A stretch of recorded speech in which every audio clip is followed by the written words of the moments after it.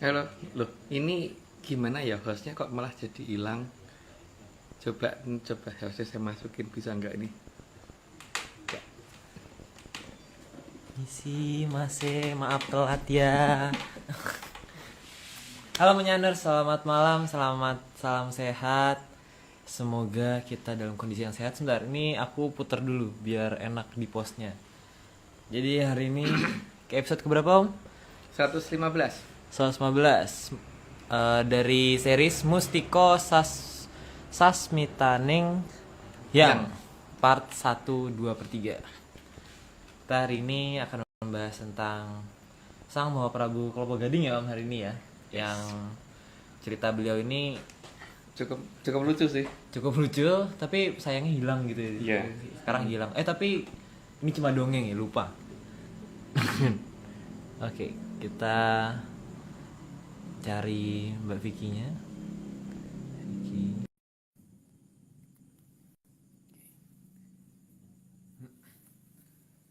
Kita sekarang posisi lagi di Bali. Bali. Halo Mbak. Halo, halo guys. Suaraku double nggak ya? Coba Mbak ngomong lagi Mbak. Enggak sih, aman sih ya. Aman Oke. kok. Sip ya. Oke sip. Mbak lagi di mana Mbak posisi? Nah, nanti aku mau kemayan ke tempat kamu yuk. Oh, kok kemayan Mbak? Nyusul, aku tuh orangnya kan nyusulan. Nyusulan. Siap. Mm. Ini kita lagi di depan. Nggak Rumah pula. orang. Oh, depan rumah orang. Depan rumah orang nggak diusir ya. Semoga nggak diusir Mbak. Gak enak ya Bener, jam bener. segini. Kenapa kita ke Bali, Aryo? Kenapa kita kembali? Karena Ya. agar kita Karena kita punya rumah harus kembali kan. oh iya karena kita punya rumah jadi kita harus kembali. Hmm. Kembali. Jadi kita kemarin kopdar Kita udah di Madiun. ke Madiun, ke Kediri, Blitar, Jogja. Blitarnya di Kediri. Oh iya, Blitar, Kediri. Blitar, Jogja, Jogja, Bogor. Bogor, sekarang Bali. Balinya posisi kita di mana? Di mana? Jembrana. Di Jembrana, di Negari. Di Jembrana. Mbak di mana posisi? Loh, kita musuhan kok nggak sama tempatnya. Nah, aku Jangan tuh mau beda nge-set gitu, Kak. background ini loh. Nge-set background ini kenapa nggak itu ya? Nggak bisa gini gitu loh guys. Masa aku harus pegangin gini? Nah, Aku tuh mau pegangin aja. pamer. Mbak. Nggak apa-apa. Emang cuma kalian yang bisa ke Bali? Oh.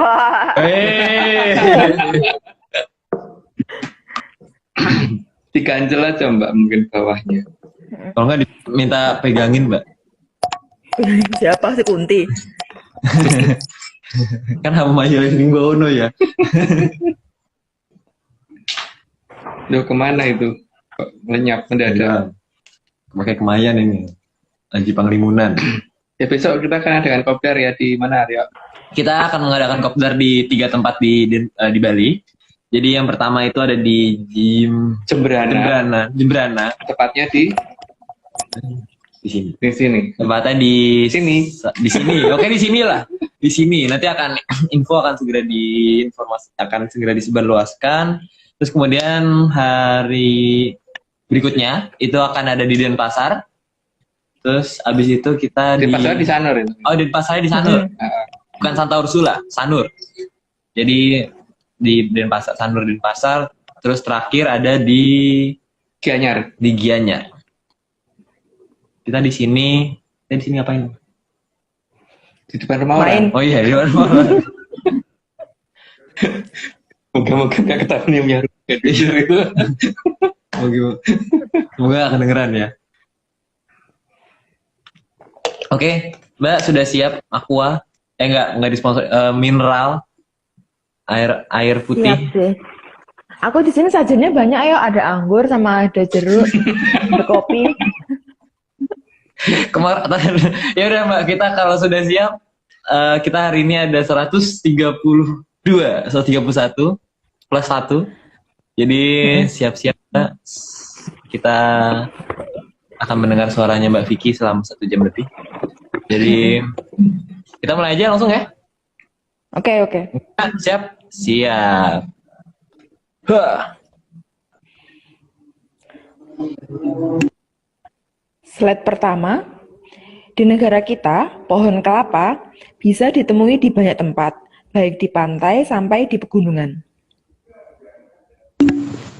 Nggak aneh ya masalah ini. Langsung bablas saja Mbak. Karena banyak. Oke, slide kedua, pohon kelapa ada berbagai macam jenis dan hampir semua bagian dari kelapa bisa dimanfaatkan. Itu juga nggak terlalu aneh. Lanjut aja. Oke, ini di apa? Komentar udah, ya asik jangan lupa disclaimer. Baru Slide mulai. 3. Maksud setiap 3 slide ini kalau ada 120 kita udah 40 kali disclaimer doang dong isinya. Oke lanjut. Oke. Slide ketiga, kelapa termasuk tanaman yang mempunyai biji berbelah tunggal sehingga mempunyai akar serabut. Dan pohon kelapa ini adalah pohon yang akarnya konsisten. Dimanapun akarnya akan tetap mengarah ke bawah meskipun tanahnya sudah dibolak-balik. Jadi struktur tanah tua ada di permukaan dan tanah muda di kedalaman. Akar konsisten ke bawah ini yang membuat pohon kelapa cenderung susah roboh. Ya, bagi yang punya perkebunan kelapa mungkin udah ngerti lah. Kalau kita kan mungkin baru ngerti hari ini ya. Dilanjut, Pak. Oh iya. Oke, slide keempat. Siapa Itu itu? foto siapa? Wah orang ganteng itu Mbak. Artis itu. Orang ganteng se-IG Live. Berbeda dengan pohon-pohon yang berakar tunggang, yang akarnya akan cenderung merambat ke samping kalau struktur tanahnya sudah terbalik. Disum. Narsis banget sih.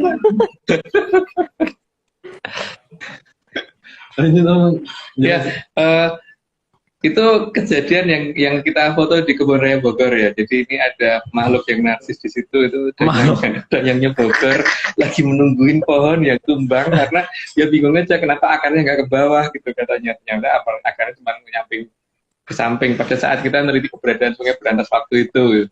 Lanjut, Mbak. Jadi bisa dilihat ya gambar itu akarnya itu ke samping semua dan di bekasnya itu nggak ada akar tubuh Ya, lagi. nggak ada. Jadi ya gitu. Itu nggak Kenapa, Mbak? Photoshop kan ya? Kamu nggak Photoshop kan itu? Kamu tempel di situ. Kamunya. Enggak lah. Enggak. Aku nggak ngerti Mbak. Gaptek aku tuh Oke. gaptek. Oke, slide kelima. Seharusnya akar pohon itu tidak mendatar ke samping, asalkan tanah tempat akar tanaman itu tumbuh. Struktur tanahnya masih alamiah atau tidak terbalik. Jadi harusnya akar itu mengarah ke bawah dan biasanya setinggi pohonnya itu gitu. Yang aku tahu ya, aku bukan orang botani yang di tanaman atau gimana, tapi dulu setauku begitu yang namanya tanaman itu akarnya, terutama tanaman yang berakar tunggang itu biasanya kedalaman akarnya akan hampir sama dengan tinggi tanamannya itu sehingga nggak gampang roboh. Gitu. Oke, lanjut, Pak. Oke. Slide ke-6, sehingga daya cengkeram akar tanaman terhadap tanah seharusnya kuat jika tanah tersebut masih alamiah. Ya, itu kayaknya nggak perlu dilanjut, nggak perlu dibahas lanjut aja, Mbak. Nggak perlu dilanjut. Ini kalau nggak dilanjut, Mas, menyaners ngamuk, Mas. Di spam kita, di report bisa-bisa. Yuk kita lanjutkan Mbak. Slide ke-7, maka faktor tanah sangat menjadi penentu untuk kekuatan daya cengkram akar pohon terhadap tanah, kecuali pada pohon kelapa. Karena ya itulah pohon kelapa itu bentuknya seperti itu, akarnya seperti itu, tapi kuat banget loh, kena angin jarang yang roboh. Nggak kayak pohon yang lain. Gitu. Itu versi kita yang mungkin Cooper ya. Oke, lanjut. Nggak pernah lihat. Cooper gede, maksimal lah pokoknya. Slide ke-8, akar kelapa tidak peduli dimanapun dan dalam kondisi tanah seperti apapun akan selalu sama. Tidak seperti pada pohon yang berakar tunggang, yang bisa berbeda pola penyebaran akarnya. Sehingga di zaman apapun dan dimanapun akar pohon kelapa akan selalu konsisten. Bedanya pohon kelapa sama manusia kan kalau dia akarnya di tanah, kalau manusia akarnya di awang-awang gitu. Di atas itu bisa berhaluria gitu. Karena di awang gitu. Oke lanjut Mbak. Slide ke-9, meskipun bukan masalah filsafat, tapi bisa jadi perlambang. Akar pohon kelapa itu sangat teguh di semua zaman dan semua tempat. Dan selalu tetap dan tidak berubah di semua zaman juga gitu kali Mbak ya. Oke lanjut Mbak. Slide ke-10, bagi kelapa mau kapanpun dan mau dimanapun, asal dia bisa hidup maka akarnya akan mempunyai pola yang sama atau sangat konsisten dari akarnya. Jadi tidak pernah akarnya kemudian berbeda dengan pohon akar tunggang ya. Kalau akar tunggang kan kalau tanahnya sesuai dengan struktur umur, nanti betul-betul alami ya berarti dia akan marah ke bawah. Tapi kalau artificial tanahnya sudah pernah dibolak-balik, gitu, jadi tanah muda justru di dalam dan tanah tua di permukaan, maka dia akarnya akan nyamping, gitu ya. Ini yang pernah diteliti oleh Eyang Aryo pada saat ini meneliti keberadaan Sungai Berantas. Oke lanjut Mbak. Oke, slide ke-11, batang kelapa juga sangat kuat. Dalam bahasa Jawa disebut glugu. Biasanya glugu dijadikan kayu utama untuk membangun atap rumah. Biasanya yang di atas itu yang pasti paling atas, jadi untuk penyangga paling atas. Oke, lanjut Mbak. Oke, slide ke-12, karena glugu sangat kuat dan bisa berumur sangat panjang. Dan nggak tahu kalau di rumah saya itu bahkan mungkin kayaknya rayap juga nggak makan, tapi nggak tahu ya apakah sebenarnya glugu itu makan rayap apa enggak. Tapi di tempatku enggak gitu. Mungkin rayapnya sakit gigi kali ya kalau makan. Gak ada dokternya dia nggak mau makan. Oke, tapi karena kitanya Cooper ya Mbak ya, jadi kita berasumsi seperti itu. Tapi asumsi lain boleh karena kita perlu disclaimer kapan? 30-an lah. Oh ya udah, oke lanjut Mbak. Terlalu dini untuk disclaimer. Slide ke-13, kayu glugu mempunyai tekstur yang berbeda dengan kayu dari pohon yang berakar tunggang. Karena biasanya polanya serabut, tapi kuat. Bagus sih bentuknya kalau menurut aku lah, tapi nggak tahu kalau orang yang butuh jelek, itu bagus. Lanjut Mbak. Slide ke-14, batang glugu dari luar kelihatan berruas-ruas, sehingga pola tiap pertambahan tinggi akan terlihat dari penambahan ruas yang bervariasi, tapi hampir mirip, seolah mengingatkan manusia akan konsistensi terhadap hierarki alam raya. Tapi yang kayaknya pohon kelapa lebih ngerti dari konsistensi hierarki alam raya daripada manusia deh. Kayaknya ya. Dongengnya begitu. Oke, lanjut Mbak. Slide ke-15, batang kelapa tidak akan melebar terlalu besar seperti pada pohon akar tunggang, tapi cenderung sama. Batang pohon kelapa akan terlihat makin tinggi saat semakin tua dan semakin subur. Jadi beda dengan akar tunggang cenderung melebar ke samping. Jadi membesar ke samping, kali ini melebarnya ke atas. Mungkin kayak Aryo sekarang ini naik ke atas nambah tinggi. Tapi kalau Bang John ke samping. Waduh, pertumbuhannya arahnya beda. Arah pertumbuhannya beda gitu. Oke, kita lanjut. Slide ke-16, sehingga tidak akan ada kelapa yang batangnya tumbuh melebar ke samping. Hal ini karena akar kehidupannya sangat berbeda dari pohon berakar tunggang. Ya, itu untuk di manusia pada umur tertentu kali ya, tiba-tiba melebar ke samping gitu, di umur sebelumnya naik ke atas gitu. Oke Mbak, lanjut aja.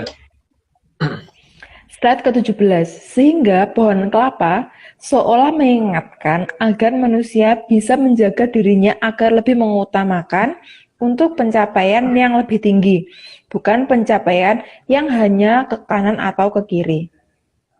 Ya, memang harusnya begitu kan, yang namanya pencapaian harus selalu naik terus gitu, bukan ya sudah sampai situ ya sudah yang selevel doang gitu.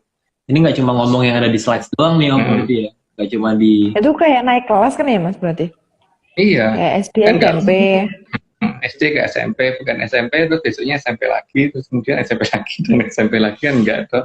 harus naik. Atau gitu. malah dari SMP ke TK. Oke. Oke, lanjut, Mbak. Oke, slide ke-18. Pada serat batang kelapa juga sangat jelas terlihat bahwa di bagian dalam tidak ada perbedaan ruas. Perbedaan ruas hanya di bagian luar, sehingga seperti mengingatkan agar perbedaan itu hanya untuk dilihat di luar, bukan di dalam. Jadi kalau sudah di dalam, jangan memandang perbedaan. Ya seharusnya begitu kan. Ya, tapi terserah mau diartikan seperti apa. Itu lanjut aja, Mbak. Ini cuma dongeng. Oke. Nanti, sabar pemirsa, disclaimer. Nanti sesuai permintaan biasanya pakai Eko, tenang. Kita dangdutan sebentar. Oke loh. Slide ke-19. Buah kelapa juga merupakan buah yang bermanfaat di seluruh bagian dirinya. Dari seluruh bagian dirinya. Ini sudah masuk ke buah ya. Gas, sebentar lagi seru deh. Oke, lanjut, Mbak. Slide ke-20. Dari bagian serabutnya bisa digunakan untuk berbagai hal yang diperlukan manusia. Jadi, bagian yang terburuknya saja sudah bisa dimanfaatkan. Ini aku tambahin apalagi yang nggak buruk. Ya jelas banget kan kalau bisa manusia seperti itu ya. Bahkan apapun kalau bisa ada manfaatnya gitu. Kan ya Mbak. Slide ke-21, tergantung manusia yang memanfaatkan. Juga daya kreasi dari manusia untuk membuatnya menjadi lebih indah. Kelapa hanya bertugas menyediakannya. Karena kelapa merupakan bagian dari alam yang mendukung kehidupan. Itu nggak perlu dikasih penjelasan deh. Lanjut aja, Mbak. Slide ke-22, sementara pada bagian batok kelapanya bisa digunakan untuk dibuat menjadi arang terbaik yang mempunyai daya serap paling bagus. Dan bisa juga digunakan untuk pembakaran. Ini udah mulai akan seru di bagian ini ya. Jadi kayaknya kalau ditunda-tunda nggak seru. Tapi apa perlu disclaimer sekarang biar boleh kita boleh. Disclaimer dulu. Ini disclaimer dari menyanirs dari Bali.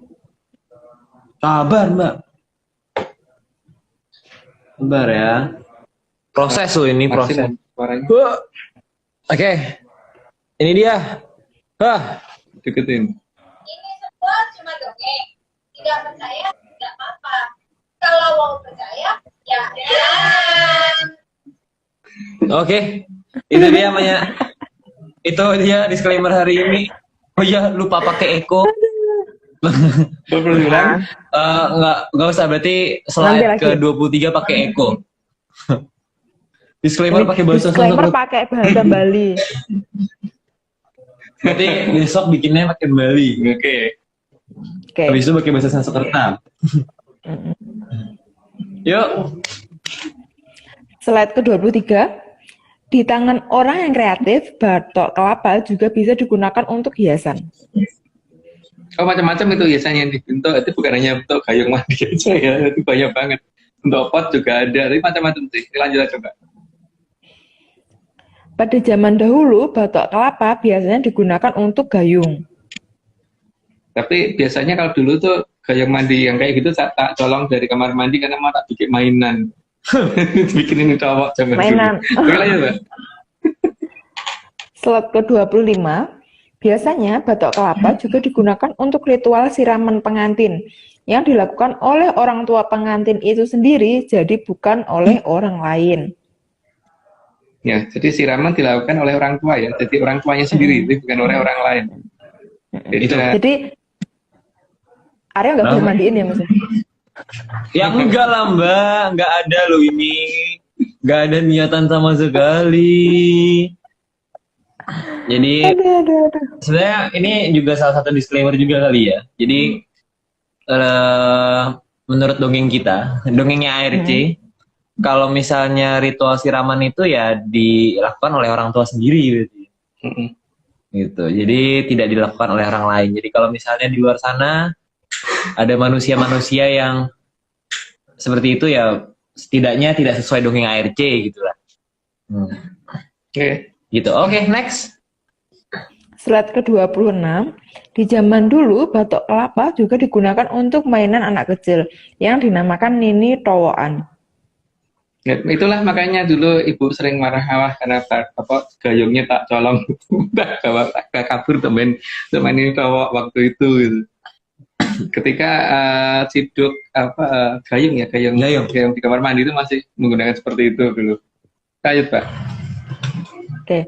Slide ke-27, permainan nini towoan ini biasanya terjadi saat anak kecil punya wibawa terhadap makhluk halus. Sehingga makhluk halus bahkan tidak berani mengadakan perundingan terhadap anak kecil sekalipun. Itu yang agak aneh di masa sekarang ya. Di masa dulu itu anak kecil ketemu kuntilanak tuh senang banget karena kita kejar-kejar karena kita mau masukin ke situ gitu untuk mainan. Tapi di zaman sekarang ya aku nggak ngerti ya kenapa dari orang dewasa pada ketakutan gitu. Ya lanjut, Mbak. Slide ke-28. Dalam permainan nini towoan ini, anak kecil bahkan bisa membedakan makhluk yang ada di bawah tataran manusia dan mereka hanya hidup untuk dijadikan mainan.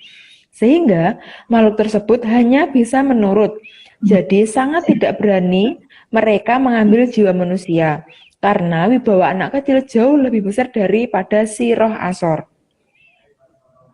Seharusnya begitu ya. Jadi kalau kemudian mereka punya wibawa lebih daripada manusia itu, apa penyebabnya yang harus kita pertanyakan. Karena zaman dulu nggak begitu. Mereka tuh takut kalau ketemu. Bukannya seperti zaman sekarang. Kok kayaknya malah dibikin suatu hal yang seolah mereka tuh menyeramkan. Padahal kita lucu loh bentuknya aja kayak gitu kok. Ya kan? Lanjut, Mbak. Slide ke-29, tapi dengan berkembangnya zaman, di zaman roh Asor yang dulu bahkan takut kepada manusia, saat ini justru mereka seolah punya wibawa bisa minta perjanjian, bisa mengambil nyawa orang, bisa menakut-nakuti orang, bisa memangsa orang, padahal dulu hanya mainan anak kecil. Ya, di sini kita nggak tahu ya apa yang salah. Jadi mungkin pemirsa lebih tahu apa yang menyebabkan ini semua terjadi gitu. Kenapa wibawa dari manusia tidak seperti dulu, bahkan sampai ada beberapa film yang menunjukkan seolah-olah mereka itu punya wibawa yang jauh di atas manusia. Lucu loh kalau mereka sampai dikatakan berani ngajak kita berunding karena mereka tuh nggak punya hak berunding sama manusia kan. Terus bisa ngambilnya orang, bisa ngambilnya orang gitu dulu nggak bisa mereka. Mereka tuh hanya bisa nerimo pandum. Oke, lanjut, Mbak. Mas, berarti nerimo yang pandem itu hanya berlaku untuk mereka ya, Mas? Iya, untuk mereka. Harusnya. Karena kalau nerimo yang pandum untuk orang-orang atau manusia dan nenek moyang kita berdasarkan cerita pewayangan, Prabu Watu Gunung pernah menjadi sang guru yang Prabu Pandodewanoto juga gitu. Jadi dititahkan jadi manusia, kenapa Bedoro Guru dipaksa turun untuk dia gantiin? Berarti kan nggak nerima yang pandem kan kayak gitu, Mbak. Betoro yang paling tinggi aja pernah diganti kan. Iya. Betoro teacher itu pernah digantiin gitu loh.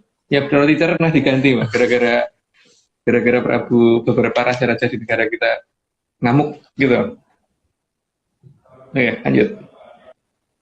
Mas, mau tanya, berarti kalau orang itu kan kalau lahir itu kan nggak pakai apa-apa ya, maksudnya nggak pakai baju apapun gitu ya. Berarti kalau bayi lahir terus setelah itu pakai pakaian kan berarti dia nggak nerima yang pandem kan? Diajarin untuk sama orang tuanya untuk nggak nerima yang pandem kan? Karena dia kan nggak nggak pakai baju. Setelah itu pakai baju. Ya iya. Kalau nerima yang pandem dia dilahirkan nggak pakai apa-apa, nggak pakai apa-apa selamanya gitu kan. Dilahirkan di rumah sakit ya udah tinggal di rumah sakit selamanya gitu kan. Harusnya. Terus sekolah segala ya. Supaya bisa pinter, harus pinter lagi, nggak boleh goblok-goblokan juga gitu kan. Di sekolahan juga kalau terima pandem kan dikasih PR ya sudah diterima tapi nggak jadi dikerjain. Nerima yang orang-orang yang nggak ngerjain PR tuh nerima yang pandem dulu itu. Ya udah gitu, dikasih PR ya udah terima gitu, terima dengan senang hati. Habis itu tinggal tidur. Oke, slide ke-30. Jadi ada zaman yang belum lama sebenarnya di mana anak kecil masih ditakuti oleh roh Asor. yang saat ini justru terbalik setelah punahnya ajaran cara mengendalikan makhluk asor yang sangat tidak layak diajak membuat perundingan atau perjanjian. Yang itu bukannya tidak layak, mereka itu benar-benar nggak berani ngajak berunding itu harusnya. Jadi memang kita kalau misalkan kita pelihara ayam, memang ayam itu kita mau ngajak berunding ke kita aku boleh kamu pelihara tapi gini enggak lah ya. Jadi mau kita tendang kan, mau kita potong, mau kita apain gitu, ayamnya nggak boleh protes. Hanya paling ketok kabur gitu aja kan. Mau digebukin pakai batu itu apa sih ya? Nggak begitu. Jadi ada cara penilaian beda terhadap makhluk asor ya, di mana dulu itu makhluk asor itu benar-benar nggak punya hak, nggak punya wibawa yang bisa menentukan hidup manusia. Tapi nggak tahu kok sekarang menjadi seperti itu. Apakah mungkin akunya yang kuper salah lihat apa ya? Apa salah main atau tataran mereka tuh naik mendadak gitu. Dulu enggak lo ya. Ya oke, Mbak lanjut Mbak. Oke. Slide ke-31, ada zaman yang belum terlalu lama di mana seorang anak akan menganggap kuntilanak itu mainan yang lucu, bukan menakutkan. Nah itu yang jadi masalah, kan makhluk yang hanya bisa ketawa kan, dan dia hanya bisa ketawa dan tersenyum gitu loh. Tapi nggak tahu, bukan gambar ini ya kuntilanaknya, itu kan anak kecil yang justru mempermainkan si itu ya, makhluk seperti itu gitu. Ya itu aku nggak ngerti kenapa sekarang mereka menjadi punya wibawa yang lebih gede daripada manusia yang seharusnya nggak begitu gitu. Lanjut Pak. Kalau dengar penjelasan itu kok kayak peribahasa ya Mas. Senyumilah lawanmu maka, ya nggak sih? Aku lupa kata-katanya itu gimana. Cuman mirip. Ya yang makhluk yang ingin tersenyum dan lawannya kabur kan itu loh. Cuma senyum. Oke lanjut Mbak. Kabur terbirit-birit. Slide ke-32. Namun ada zaman yang aneh ketika makhluk asor justru ditakuti dan dikatakan harus mengadakan perjanjian dengan mereka. Jika mau memanfaatkan mereka juga harus mau diambil nyawanya. Maka leluhur menganggap ini sebagai wolak-wali ing zaman di mana barang mainan malah ditakuti. Kalau mungkin yang seumurku atau lebih tua mungkin mengalami hal itu ya. Jadi kita benar-benar bingung gitu loh, karena dulu nggak begitu gitu loh. Tapi kan dengan hilangnya tradisi secara bertahap, itu jadi terbalik seperti itu. Bahkan dulu anak kecil itu kan kalau selesai mainan itu kita nyari tempat untuk yang sudah kita pagerin berdasarkan daerah wilayah yang diberikan oleh si Dangyang untuk membuang makhluk halus itu ke sana, sehingga dikatakan sebagai tempat anak buang jin. Ketika saya pulang ke desa, namanya berubah menjadi tempat jin buang anak. Kan bingung nggak sih? Kondisi berubah sedemikian ekstrimnya loh saat ini. Yang katanya manusia lebih punya wibawa, tapi enggak, nyatanya enggak. Tapi lucu juga sih, karena di zamanku kecil ya, berarti tahun 2000-an awal itu, film-film horor itu malah kebanyakan tentang boneka.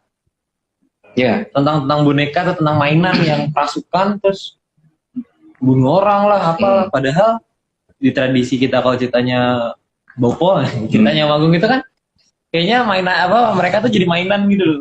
Jadi jadi ya towoan itu kan lucu-lucuan jadinya. Tapi kalau sekarang ada siapa tuh Annabelle lah, siapa lagi itu Chucky itu kan serem semua itu jadinya. Ada apa yang hilang di negara kita gitu loh, sehingga kita harus begitu. Oke, lanjut dulu aja Mbak. Bentar Mas, kalau tadi kan Mas ngomong kalau anak kecil itu tahu batasan di mana si makhluk itu tuh kawasannya gitu kan, maksudnya kan karena tahu tanya di pedangyangan. Berarti anak kecil itu bisa ketemu pedangyangan dong Mas? Berarti nggak halu dong, ya kan? Bisa tanya kan kalau misal tahu batas wilayahnya itu. Berarti sebenarnya untuk ketemu pedangyangan itu nggak ada batasan usia kan ya? Kalau anak kecil nggak ada batasan usia, nggak ada, dan itu bukan astral ya, karena astral itu nggak melihat. Karena ngelihat itu memang bukan astral. Gitu, dia harus nyata. Oke Mbak, lanjut dulu. Itu versi kita ya, orang lain boleh gitu. Slide ke-33. Oke, kita lanjut.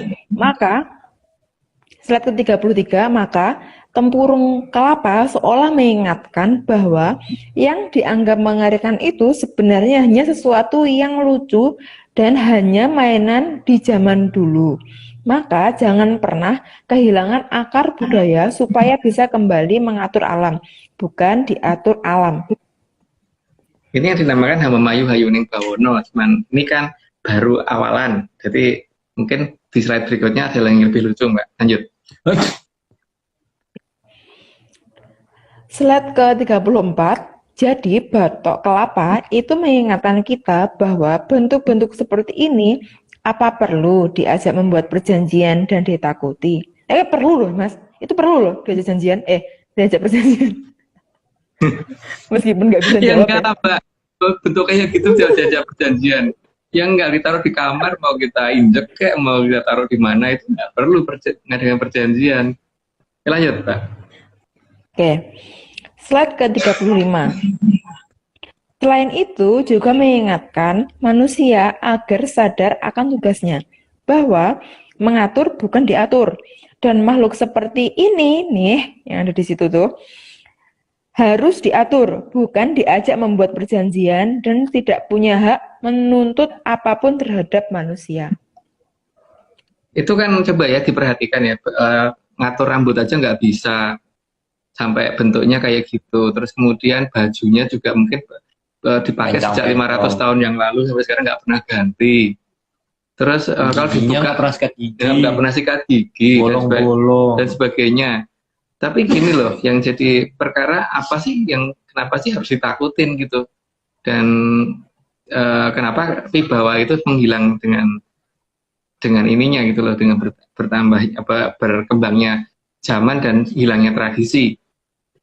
Tapi di sini kan yang paling harus kita lihat bahwa kita tuh harusnya mengatur mereka, bukannya kabur gitu, bukannya menghindar. Dan mereka juga punya hak untuk hidup, itu tidak untuk diusir-usir juga. Ya, pada dasarnya kan mereka juga terkadang hidupnya malah lebih lama dari kita gitu, iya, di bumi gitu. Lebih dulu daripada kita, karena dia mungkin umurnya dari ribuan tahun atau ratusan tahun atau mungkin puluhan tahun tapi lebih tua daripada kita, atau malah jutaan, atau nggak tahu lebih lama lagi juga bisa aja kan. Kalau diusir-usir ya kasihan dianya juga gitu kadang-kadang. Ya, mereka punya hak untuk hidup, tapi tidak punya hak untuk ngatur kita. Tapi kita punya hak untuk ngatur mereka, gitu kan? Bukan punya hak untuk kabur karena berat mereka. Oke, lanjut. Itu karena mereka nggak punya baju besok. Itu aja Mas, aku kasih baju satu lah ya, supaya gantilah sekali-kali 500 tahun sekali. Oke, lanjut. Slide ke-36, kalau perlu justru manusia itu harus kasihan terhadap mereka, supaya bisa mengajari dan mengedukasi mereka agar makhluk yang lucu itu bisa berdandan, supaya wajahnya tidak lagi seperti tidak jelas dan tidak terarah dengan baik. Dan itu kalau mau pakai eyeshadow, nggak semata juga kali kalau misal mau pakai ya kan. Yeah. Dikit aja, nggak full. Mungkin nanti Mbak harus cerita tentang pengalaman Mbak ya, tapi mungkin nanti di beberapa slide-slide yang kita lanjut dulu aja Mbak. Slide ke-37, karena termasuk Hamamayu Hayuning Bawono jika bisa mengubah makhluk yang tidak pernah mandi minimal bisa dandan dan mau mandi. Minimal wangi sih ya.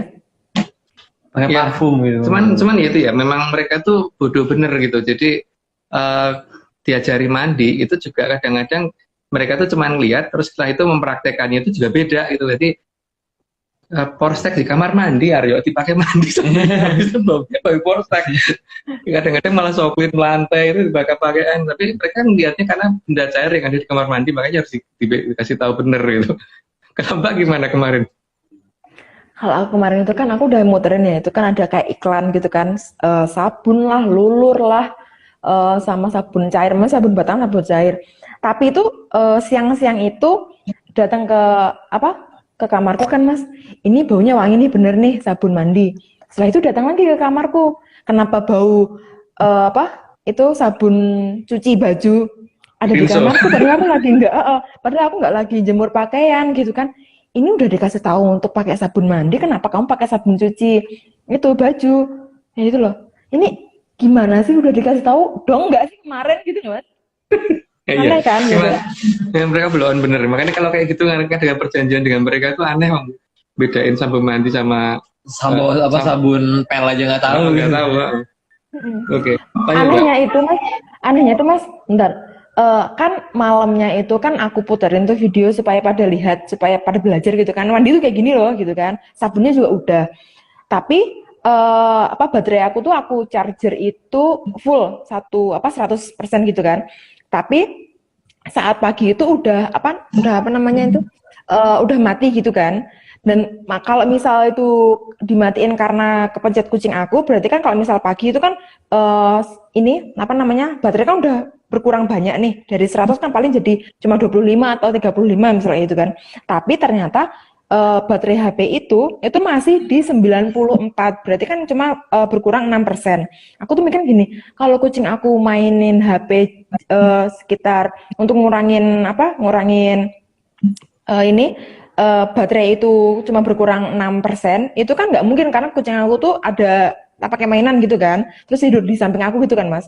Nah aku tuh mikir gini, apa jangan-jangan mereka semalam waktu aku tinggal tidur nggak boleh gangguin aku itu, mereka mau ngulangin playlistnya, tapi salah pencet, terus salah pencetnya itu mati gitu kan, terus mereka buru-buru pergi kan, terus makanya besoknya itu mereka datang udah wangi, tapi sabun yang dipakai itu malah sabun cuci gitu loh.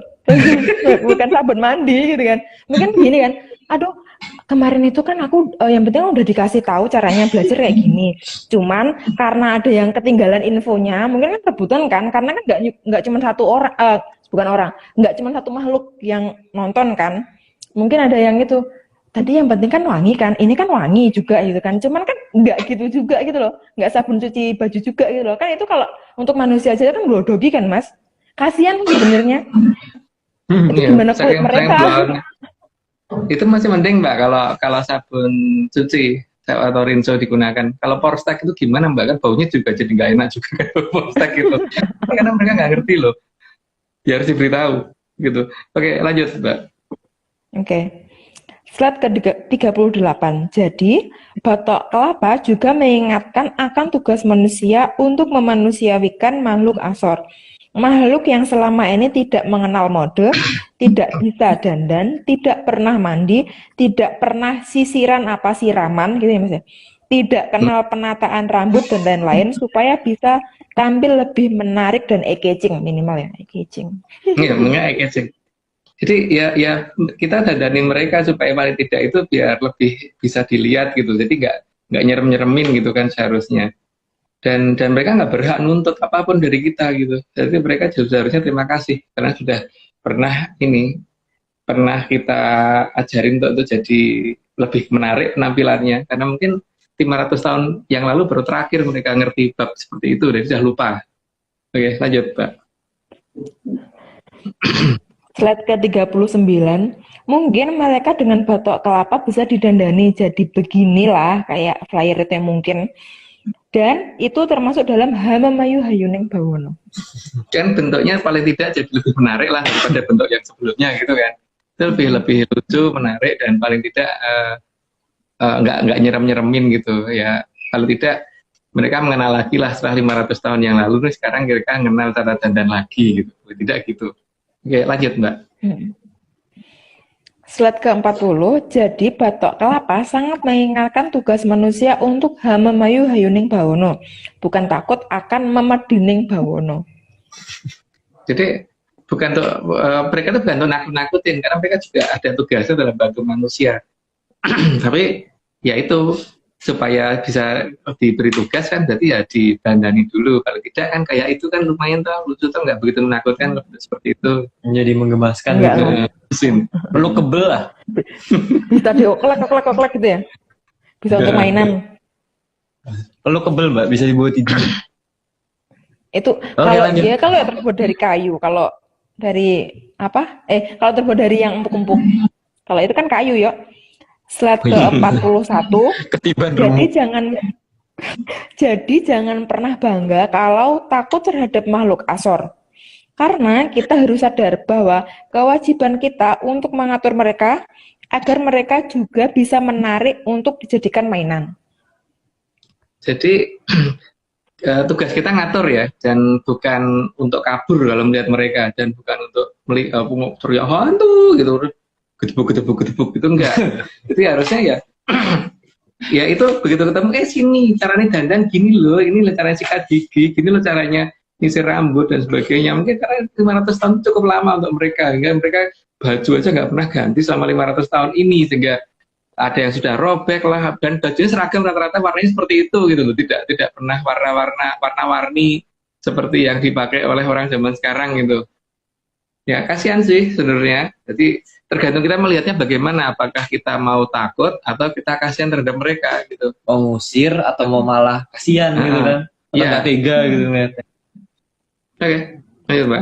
Itu kalau aku, ini kamu kenapa sih kumel banget? Sini mandi.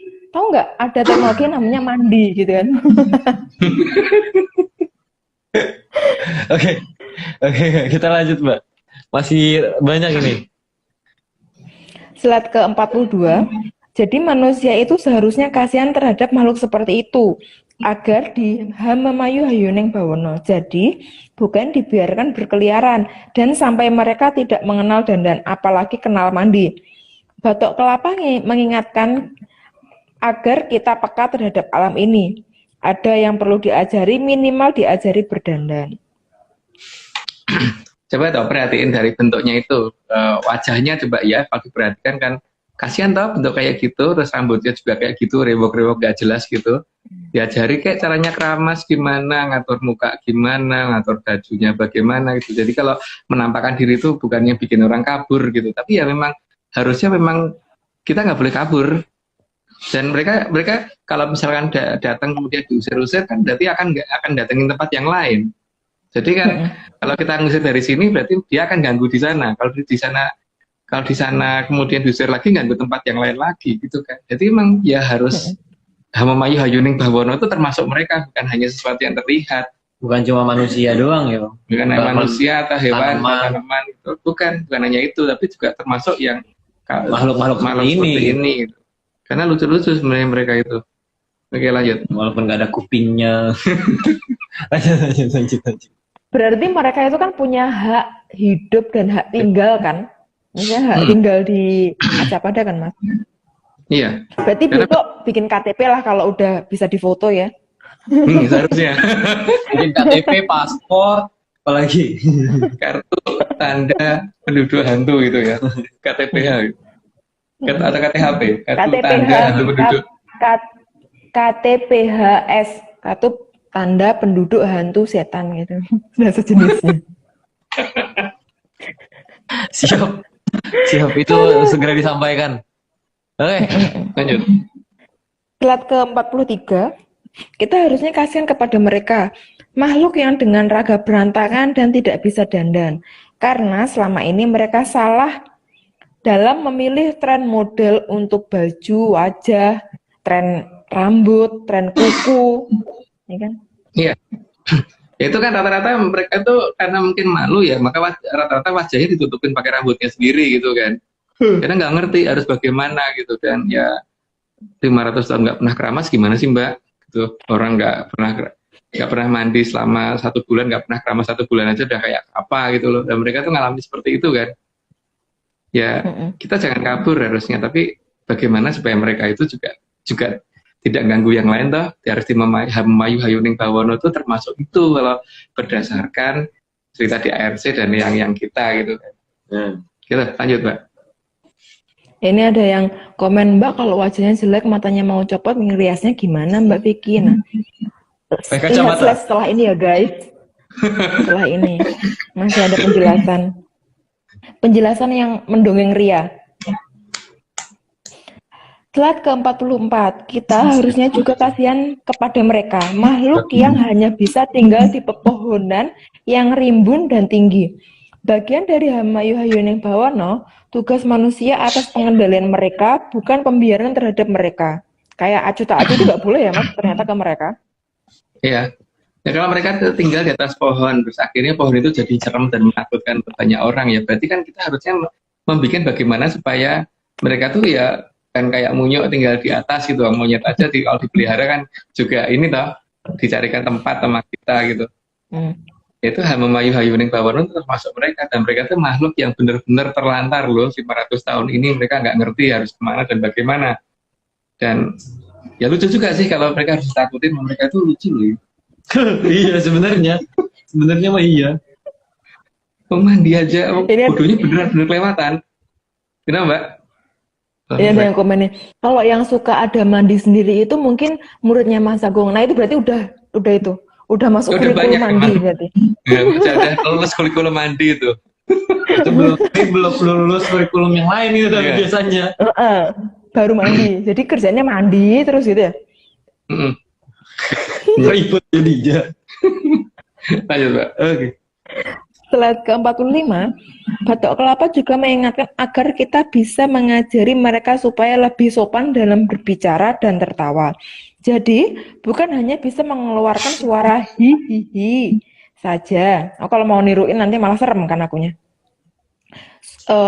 Supaya kosakatanya bertambah, bisa juga diajarkan lalala, rerere, mimimi, dan lain-lain.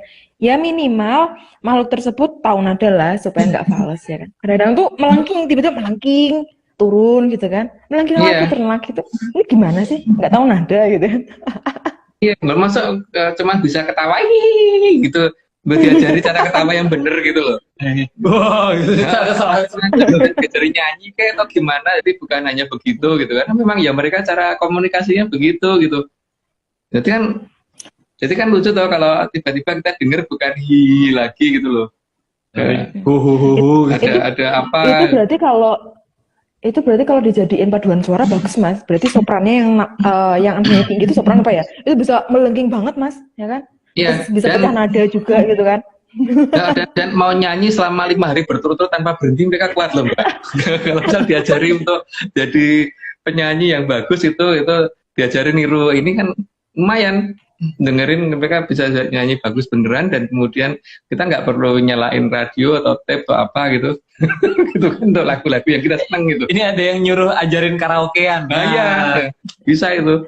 Makanya itu Berarti Mm-mm. makanya apa Mas?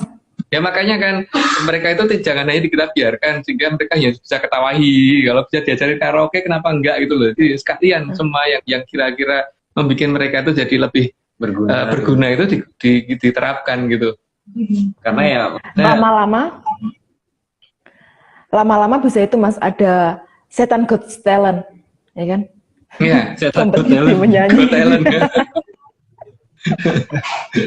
setan mencari bakat gitu Iya, ya bener itu.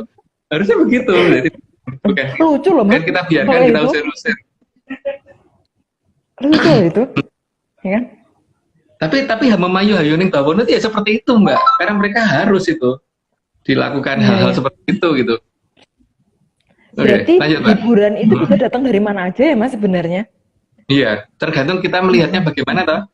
Kita mau melihat yang benar. menyenangkan atau menyedihkan atau kasihan terhadap mereka, atau ya Malah ketakutan. kita mau cuek aja gitu, atau mau kita usir-usir karena kita punya wibawa terus kita mau menangnya sendiri gitu kan. Oke. Lanjut. Mbak. Slide ke-46, Batok Kelapa juga mengingatkan agar manusia menambah satu jenis perawatan diri bagi mereka, yaitu merawat giginya agar tidak terlalu tajam karena bisa merobek mulut mereka sendiri. Ya walaupun mungkin pipinya atau mulutnya bisa kembali lagi normal lagi, tapi butuh jangka waktu cukup lumayan lama gara-gara giginya terlalu tajam. Tapi kan kasihan toh, paling tidak diajari kayak mereka cara potong gigi gimana gitu. Gitu ya lanjut. Gigi. Universitas Hantu Nusantara kita harus buat ya. UHN Universitas Hantu Nusantara harus dibentuk itu. Nanti aku dosennya aja Mas. Iya. Dosen ngajarin dandan. Slide ke-47. Kasihan mereka itu karena ketajaman giginya membuat mukanya berantakan. Karena tergigit oleh giginya sendiri. Sakitnya kayak gimana ya? Tugas manusia mengajari mereka sebagai bagian dari Hamamayu Hayuning Bawono. Ini bukan hanya untuk dibiarkan, tapi melainkan tugas. Iya. walaupun itu bisa kembali lagi ya, mereka beda dengan kita. Kalau kita mulut robek atau pipi robek itu harus dioperasi plastik dan dibenerin. Kalau mereka bisa balik lagi. Tapi kasihan toh kalau mereka sempat seperti itu gitu. Tapi tergantung sih melihatnya kita ngerti atau kita kasihan gitu kan. Dan tugas kita kalau di Atlantis Research Center kan ini merupakan tugas dari Hapemayu Hayuning Bawono termasuk memperbaiki mereka kan. Jadi bukan membiarkan mereka gitu. Ya kasihan juga yang menelantarkan kan. Kadang-kadang kita ngelihat kucing di jalan aja kadang-kadang nggak tega, tapi kok ngeliat yang bentuknya begini kok tega gitu loh. Oke Mbak, lanjut Mbak. Ini ada yang usul Mas, besok bentuk boyband dan girlbandnya itu Setan Got Talent. Lama-lama Nah, juga ada Setan Fashion Week. Setan Fashion Week. Iya itu, bagus itu idenya. Sama Mayu Hayuning Bawono itu.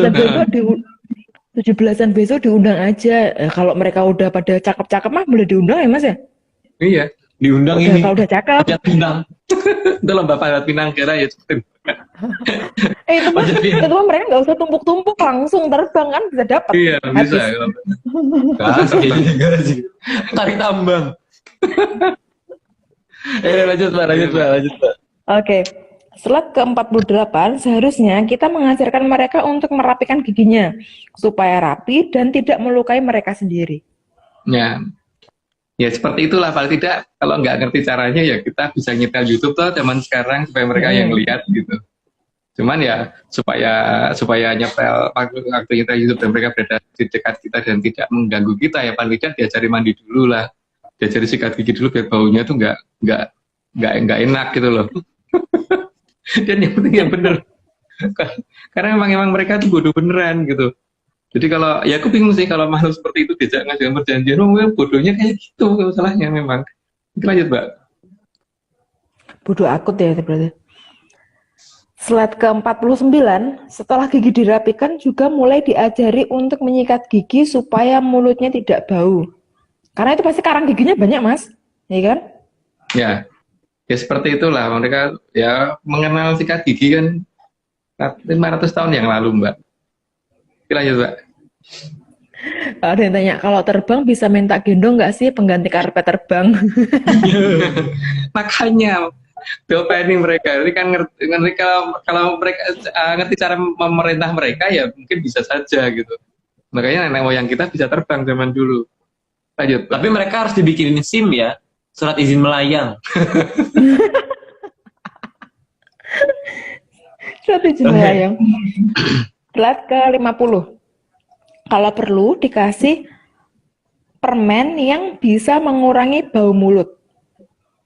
Itu banyak kan sekarang jenis-jenisnya permen apa aja seperti yang ada bentuknya permen karet kayak atau apa gitu paling tidak itu supaya kalau di dekat kita nanya itu enggak baunya mbak bel gitu enggak seperti bau apa gitu enggak bau apa enggak gitu. Oke lanjut Mbak. Slide ke-51, setidaknya kenalkan mereka cara menggunakan peralatan ini. Yang seperti pada di gambar ya guys, ini kalau tutorial itu ada apa aja ya nggak kelihatan. Roll rambut, pewarna rambut, kalau misal rambutnya udah pada putih gitu kan. Catokan, gunting, sisir, terus apalagi ya ini guys, mungkin pencukur bulu ketiak atau mungkin bulu ini ya. Mau daripada kesini kan semuanya ya rambutnya ada di alis disyukur dikit gini ya. Kalau mungkin apa jangan-jangan karena mereka tertutupi wajahnya kan biasanya itu kan akar-akar yang sebelah sini kan juga ikut tumbuh kan, berarti kan itu harus dikerok gini ya wajahnya. Jangan lupa nggak semua ini apa namanya yang buat mencetin jerawat. Iya, mencetin jerawat juga. Ada harusnya tapi mungkin belum ada di situ. Diajarin masker. Tapi mereka pasti jerawatnya gede banget, ya nggak sih? Iya. Yang nggak pernah mandi gimana sih Mbak? Iya, kasihan. Cuci muka mana mungkin mandi aja enggak. Oke lanjut Mbak. Slide ke-52. Supaya rambut mereka rapi harusnya di hairstyle yang rapi, dipotong, di-curly, atau mungkin mau disasak atau apa ya Mas ya? Ya itu kalau cewek kan lebih ngerti malahan. Kalau ini kuncir dua kanan kiri dulu Mbak. Kuncir kuda. Oke lanjut Mbak. Slide ke-53, supaya rambutnya tidak mengembang berantakan bisa dirapikan dengan dicatok atau diluruskan. Itu Yaitu untuk mengurangi pengembangan. ya teman-teman, tapi paling tidak tuh kalau misalkan capek jelasinnya karena mereka nggak ngerti-ngerti, itu paling gampang kan praktek atau ditunjukin pakai video, pakai YouTube kan juga bisa banyak toh YouTube cara menggunakan peralatan seperti itu gitu. Jadi mereka nonton sendiri. Lanjut, Mbak. Itu kalau di Universitas Persetanan ya Mas, SKS yang harus mereka tempuh itu kayaknya banyak banget ya nggak sih? Banyak Mbak dari Mandi, sikat gigi, berarti kasih sirat. berarti pertama tuh minimal ini nonton YouTube dulu. Itu tutorial pertama itu. Nonton YouTube. Nonton YouTube. Jadi itu nonton YouTube terus mandi sama ini kumur-kumur minimal. Ya, minimal itu supaya gak ini. Harus setelah itu muka didandani betul-betul dirapiin lebih baik gitu. Oke, lanjut, Mbak. Ini ada yang bilang facial, jangan lupa diajarin facial, ngamplas wajah, wah salon demit laris ini, bukan salon kunti laris manis Mbak. Ya kalau nanti uangnya uang beneran, kalau uangnya cuma dikasih daun ya payah lah aku. Pakai lulur, dagingnya bisa digunakan untuk nandur jagung.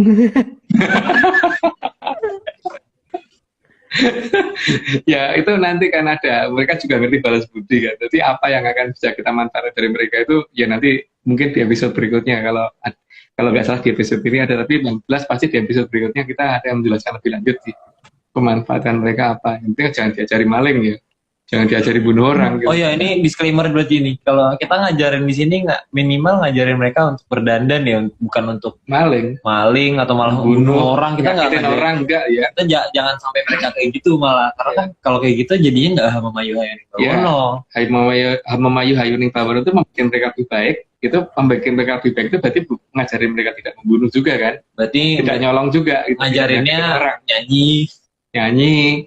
kor terus main film atau perlu gitu. Iya, main Tapi film. bukan yang kayak sekarang itu loh, mereka dijadikan kesannya nakut-nakutin, ini untuk lucu-lucuan gitu. Oke, Mbak, lanjut. Harus belajar berbersih, harus make up dan table manner. Bukan main, katanya Myanmars. Slide ke-54. Karena mereka tidak tahu kalau rambut butuh dicuci, maka mereka diajarkan cara memakai sampo. Nah itu benar itu, karena supaya paling tidak rambut mereka nggak jebobrok ke jadi kalau, tapi ya aku tuh juga lucu sih ketika pas SD itu guruku nyetrap padahal aku nggak punya salah gitu. Nah, terus tak suruh datang ke tempat guruku cuma tidur di sebelahan aja, itu girap-girapnya amit-amit loh itu dulu, padahal lucu loh masuknya itu. Apalagi ketika tak suruh nyium tuh sampai semaput, cuman kayak gitu. Tapi makanya kalau mereka diajari dandan, diajari ini kan paling tidak kalau disuruh mendatangin orang kan juga orang itu kan nggak akan ketakutan gitu. Tapi mungkin kalau terpaksa ini ya mereka mungkin nggak perlu harus nggak perlu harus disuruh mukul orang atau apa, cukup datang dan rasa dandan ya datang dan senyumlah juga mereka sudah akan takut itu orang. Ini ada yang nanya nih Om, mereka aja ngumpet, apa cukup dikasih alat buat berdandan aja gitu? Ya gimana ya? Nggak ngumpet kok, yang setahu saya tuh enggak. Tapi nanti akan tahu kok kalau mereka datang dan enggak, itu akan nyupil sendiri. Mungkin Mbak Vicky bisa jelasin deh, waktu pertama kali ngajarin mereka mandi. Jadi gini guys, tutorialnya itu mereka itu datang itu dengan bau. Bau apakah itu baunya sih random ya, jadi macam-macam. Cuman yang kemarin itu teringat sangat jelas itu kayak bau tela dibakar kayak gitu kan. Kemarin sempat juga itu yang noel-noel gitu juga. Waktu aku tidur tuh tripod standing kamera itu diketok-ketok sampai aku bangun. Karena nggak tahu nama aku kan mungkin. Jadinya mau bangunin mau noel aku nggak enak, tapi kalau nggak ditoel atau nggak dibangun nanti nggak diajarin gitu kan, nggak tahu kalau dia tuh datang gitu kan. Terus ada juga aku ke kamar mandi ikut Mas, gile kan, ini kamu tuh tahu sopan santun nggak sih, kalau orang mandi tuh ya jangan diikutin, itu nunggu antrian gitu ya. Dia bilang gini, tapi yang di kamar mandi itu tahu nama aku Mas, itu dia bilang Mbak Vicky gitu kan. Ini siapa nih gitu kan, aku langsung kan aku takut sama tokek ya, ini apa tokek gitu kan, jangan-jangan tokek bisa bersuara gitu kan, enggak Enggak gitu Mbak. Gitu. Terus oke, aku tahu kamu mau belajar mandi, ya udah nih lihat, tapi kamu harus ini cewek loh, nggak boleh cowok loh ya tentunya gitu.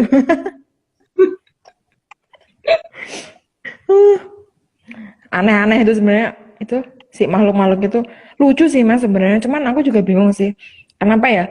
Selama ini hal seperti itu, makhluk-makhluk seperti itu konotasinya itu suatu hal yang harus ditakuti, suatu hal yang harus kita singkirin. Padahal sebenarnya mereka itu tuh butuh belas kasihan manusia untuk bisa diajarin gitu kan. Karena mereka mau belajar gitu kan, bukan makhluk yang nggak mau belajar kan ternyata. Iya, dan untuk supaya mereka mau datang kan pertama kali kita ke pedanyangan dulu toh Mbak, untuk yang kita sudah siap untuk membantu Hamumayu Hayuning Bawono terhadap mereka. Tapi jangan dibikin ngagetin ya waktu datang gitu kan, mereka datang karena ada yang nyuruh, dari danyangnya yang nyuruh akhirnya. Oke Mbak, lanjut. Oke. Slide ke 55, supaya bahasanya tidak lama, maka diajarkan juga memakai hair dryer. Ya, supaya rambut mereka jangan basah mulu gitu. Jadi datengin masih tetes-tetes nanti. Ayo Mbak. Aku sering nyium bau telur bakar tapi merinding sih Mbak. Dikasih tahu gini aja, no. Kamu datang, mau belajar apa nih? Mandi, belajar gosok gigi, belajar motong gigi, belajar motong kuku, atau apa ditawarin nih Mas KSPG.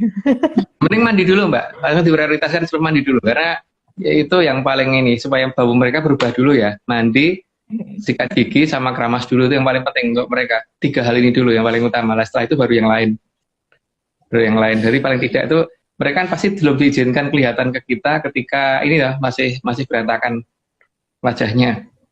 Tapi paling tidak kan kita bisa nyetelin YouTube kan. Ya kecuali kalau seperti kita udah biasa ngeliat mereka ya nggak masalah. Tapi untuk orang yang baru ini, sementara sudah terdoktrin bahwa mereka itu serem, ya mungkin mereka biar datang dengan baunya dulu, jangan langsung muncul mukanya. Muncul mukanya nanti setelah kita ajarin dandan gitu. Tapi jangan kaget kalau muka mereka jadi lucu atau gimana, kita suruh dandan gini malah jadinya bagaimana, itu juga akan jadi banyak masalah. Tapi moga-moga sih nggak ini gitu loh, nggak menyeramkan lagi setelah diajari dandan gitu. Karena Danyang tidak mengizinkan mereka tampak sebelum itu gitu loh. Selama kita benar-benar akan Hamumayu Hayuning Bawono terhadap mereka gitu. Lanjut Mbak. Slide ke 56. Dikenalkan juga jepit rambut supaya rapi. Karena tidak semua makhluk seperti itu rambutnya bisa dipotong. Jadi mungkin guntingnya yang rompal malahan lebih keras daripada gunting. Jadi supaya tetap teratur ya paling tidak diajari pakai jepit dan sebagainya, itu perlu mereka biar lebih lucu dikit lah gimana gitu. Lebih bahasanya Mbak Vicky mungkin lebih imut gitu ya. Ada yang ngomong. Bukan amit-amit, imut tapi bukan. Ini kalau udah cantik bisa diajak live IG. Oh jadi iya. narator. Jadi narator. Oke lanjut. Oke, siap. Slide ke 57, kalau masih kurang rapi bisa diajarkan memakai bandu. Kalau nggak tahu cepet ya, seret gini. Ya, itu lebih gampang, lebih anu. Tapi kalau masih kurang rapi lagi ya pakai bandu, pakai cepet itu lebih anu lagi lah. Tapi itu cewek lebih tahu lah daripada aku. Oke, lanjut Mbak. Slide ke 58, diajarkan juga cara memakai skincare dan make up supaya tidak pucat. Ya karena mereka kan memang wajahnya kayak gitu, pucat banget gitu kan. Ya biar nggak serem dong, paling tidak layak dilihat gitu loh. Oke, lanjut Mbak. Paling enggak pakai kontur supaya kelihatan volume wajahnya nggak kayak flat gitu ya Mas. Iya. Slide ke 59. Diajarkan luluran juga supaya badannya tidak bau. Karena perpindahan dari tidak pernah bersih-bersih, pasti baunya juga susah berganti, maka perlu luluran. Di scrub atau di apa gitu. Oke, tapi ini udah satu lagi terus disclaimer lagi ya di sini ya. Kayaknya kita langsung gas sampai 100 dulu baru disclaimer. Karena waktunya sudah sejam ternyata. Oh oke. Ya udah lanjut. Udah. Wow. Slide ke-60, perkenalkan cara mandi dan kebiasaan bersih-bersih ke mereka biar tidak bau badan. Tadi udah, mungkin lanjut aja. Oke, slide ke-61, perkenalkan ke mereka berbagai merek minyak wangi supaya mereka tidak berbau anyir lagi. minimal minyak wangi yang murahan aja nggak apa-apa kan, yang palsu-palsu gitu untuk mereka. Tapi ya, apa namanya, ya semampu kita gitu. Banyak kok di tukang parfum gitu yang bisa diperkenalkan ke mereka. Jadi kan untuk tanda, oh kalau baunya seperti ini berarti yang pernah tak ajarin gitu. Mungkin diajari wangian apa gitu. Jadi bukan bau, jangan bau bangkai yang datang atau bau telo goreng lagi yang datang gitu. Telo bakar nih, telo goreng. Bahaya juga Pak. Telur goreng enak, Mas. Kayak di mulut gimana? Iya, dia harus dikasih tahu kalau nggak diminum sama dia. Sekali ngomong langsung bau wangi gitu. Ya gak apa-apa sih sebenarnya. Sekali niup langsung wangi. Tapi nggak keracunan berarti ya? Nggak bisa keracunan kalau mereka. Ya udah nggak apa-apa, masih nggak apa-apa berarti, masih nggak apa-apa itu. Oke. Ya, berarti besok varian parfum bisa merambah ke varian parfum mulut. Slide ke-62. Ajarkan fashion style yang tepat untuk mereka, supaya mereka jadi menarik dan tidak ditakuti lagi, agar bajunya tidak selalu seragam, sehingga antar satu dengan yang lainnya punya karakter dan keunikan masing-masing, dan jati diri masing-masing ya, Mas. Ya, jadi makhluk itu banyak kan, masalahnya itu ada sekitar 40 jenis. Jadi dari 40 jenis itu per satu jenis itu sekitar antara ya lebih dari 7 kali jumlah manusia ya, bisa 40 kali jumlah manusia. Jadi mereka tuh banyak banget dan nggak bisa mati gitu loh masalahnya. Mereka itu setauku ya. Jadi sangat sayang kalau tidak dimanfaatkan gitu. Harusnya dimanfaatkan, tapi ya itu sekali lagi ya, jangan diajari maling, jangan diajari bunuh orang, jangan diajari nyakitin orang, karena memayu hayuning bawono itu bukan itu gitu. Ayo, tapi diajarin ngepel. Ya, diajarin ngepel boleh, diajarin nyapu boleh, diajari apa bersihin mobil, cuci piring boleh gitu loh. Gitu. Diajari dandan supaya lucu bisa pelan boleh gitu. Ada yang komentar, menyaners calon sarjana perhantuan. Sarjana perhantuan. Slide ke-63. Slide ke-63, kenalkan teknologi yang namanya ikat pinggang supaya bajunya tidak kedodoran. Ya biasanya kan gitu, mereka nggak pernah pakai ikat pinggang, bentuknya ya seperti itu, dan bajunya juga nggak pernah. Oh iya, itu diajarin nyuci baju belum ya tadi ya? Karena kalau baju nggak pernah ganti, nggak pernah dicuci kan juga gimana sih gitu loh. Jadi ya mereka memang bodoh. Jadi jangan kaget kalau kadang-kadang jengkel sendiri karena ngasih taunya tuh rumit gitu loh, karena itu harus detail sekali gitu. Seperti waktu itu ketika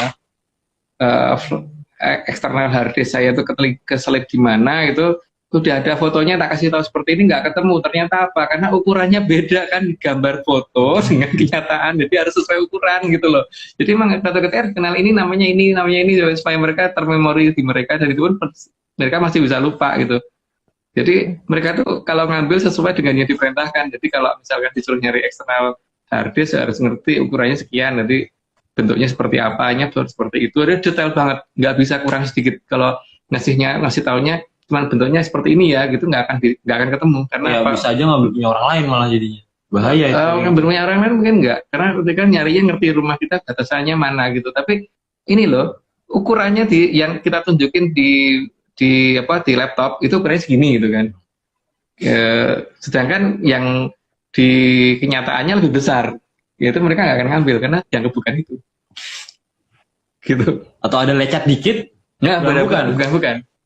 Mereka harus detail ngejelasinnya. Memang ya bodoh beneran. Oke, lanjut, Mbak. Sama Mas, kemarin itu kan yang waktu aku suruh nonton di kan aku download video gitu kan, terus aku puter unlimited, jadinya kayak dia muter ulang terus kan. Itu kan aku suruh kamu di sini aja nih melototin ini supaya tahu gimana caranya mandi. Enggak Mas, ngikutin. Malah ikut aku ke kamar yang lain gitu kan. Ini udah dikasih tahu, kenapa kamu nggak nonton ini malah pergi ngikutin gitu kan. Jadi harus kayak ditungguin gitu Mas, dia tuh kayak minta ditungguin. Kalau mau nonton ditungguin kayak gitu kan, aneh kan. Ini gimana sih, nggak tahu ya kata-kata silahkan menonton sendiri gitu kan. Nggak paham. Mungkin bahasa Indonesianya kurang jelas Mbak mereka. Mungkin mereka punya bahasa hantu masalahnya, dan itu sangat susah menerjemahkan ke mereka kan. Karena secara definisi bahasa kita kan emang agak beda dengan mereka. Gak usah kawi, Mbak. Kayak mungkin mereka akan ngerti kawi. Oke, lanjut, Mbak. Jangan diajarin koruptor, nanti kebanyakan tempatnya nggak cukup. Oke, lanjut. Oke, slide ke 64 ya. Didandanin yang bagus supaya 64 kan? Empat, Yes benar. guys. Iya benar. Didandanin yang bagus supaya tidak ada lagi makhluk aneh yang selera fashionnya buruk. Makanya kenapa sih anak kecil itu rata-rata senang mainan Barbie, sering mainan boneka dan sebagainya, itu kan sebenarnya mengingatkan kita supaya kita juga ngerti tugas kita itu merawat itu loh, bentuk-bentuk yang nggak jelas seperti itu loh, gitu kan. Tapi ya itu merawat itu bukan berarti kita harus memuja mereka, itu tidak, mereka yang memuja kita kok. Iya, Gitu loh. Dan mereka nggak ngatur kita loh ya. mungkin kalau yang cewek kan main Barbie, kalau cowok tuh biasanya ini apa suka gambar-gambar di mana aja gitu loh. Iya. Itu kan sama aja ya, minimal ngerapiin tempat mereka kan. Walaupun kelihatannya jadi berantakan gitu. Berantakan. Tapi intinya itu. Oke, lanjut, Mbak. Slide ke 65, dikenalkan memakai sendal supaya kakinya tidak terluka, supaya nggak berdarah ya Mas. Ya, karena nanti kalau jalan ada darah itu kan juga nggak baik ya. Oke, lanjut aja, Mbak. Harus sepatu gunung, kalau nggak Slide lepas ke ini. 60. Harus diketahui ya. Lanjut, Mbak. Slide ke 66, dikenalkan pemakaian sepatu serta kaos kaki agar kakinya rapi, enggak paten bleketot ya guys. Yang penting itu kaos kaki ditunjukkan di kaki, itu bukan di kepala loh. Kadang-kadang mereka dipakai di tangan. Itu yang pengalaman yang paling di mesin kan di situ ngajarinnya di kaki, dan mereka makainya di tangan, kadang dipakai di kepala pun nggak cukup itu cuma lucu sih sampai robek. Oke, lanjut, Mbak. Kok goblok banget sih. Slide ke 67, diajarkan tata cara jalan yang benar supaya kalau diajak main tidak terlihat aneh sendiri.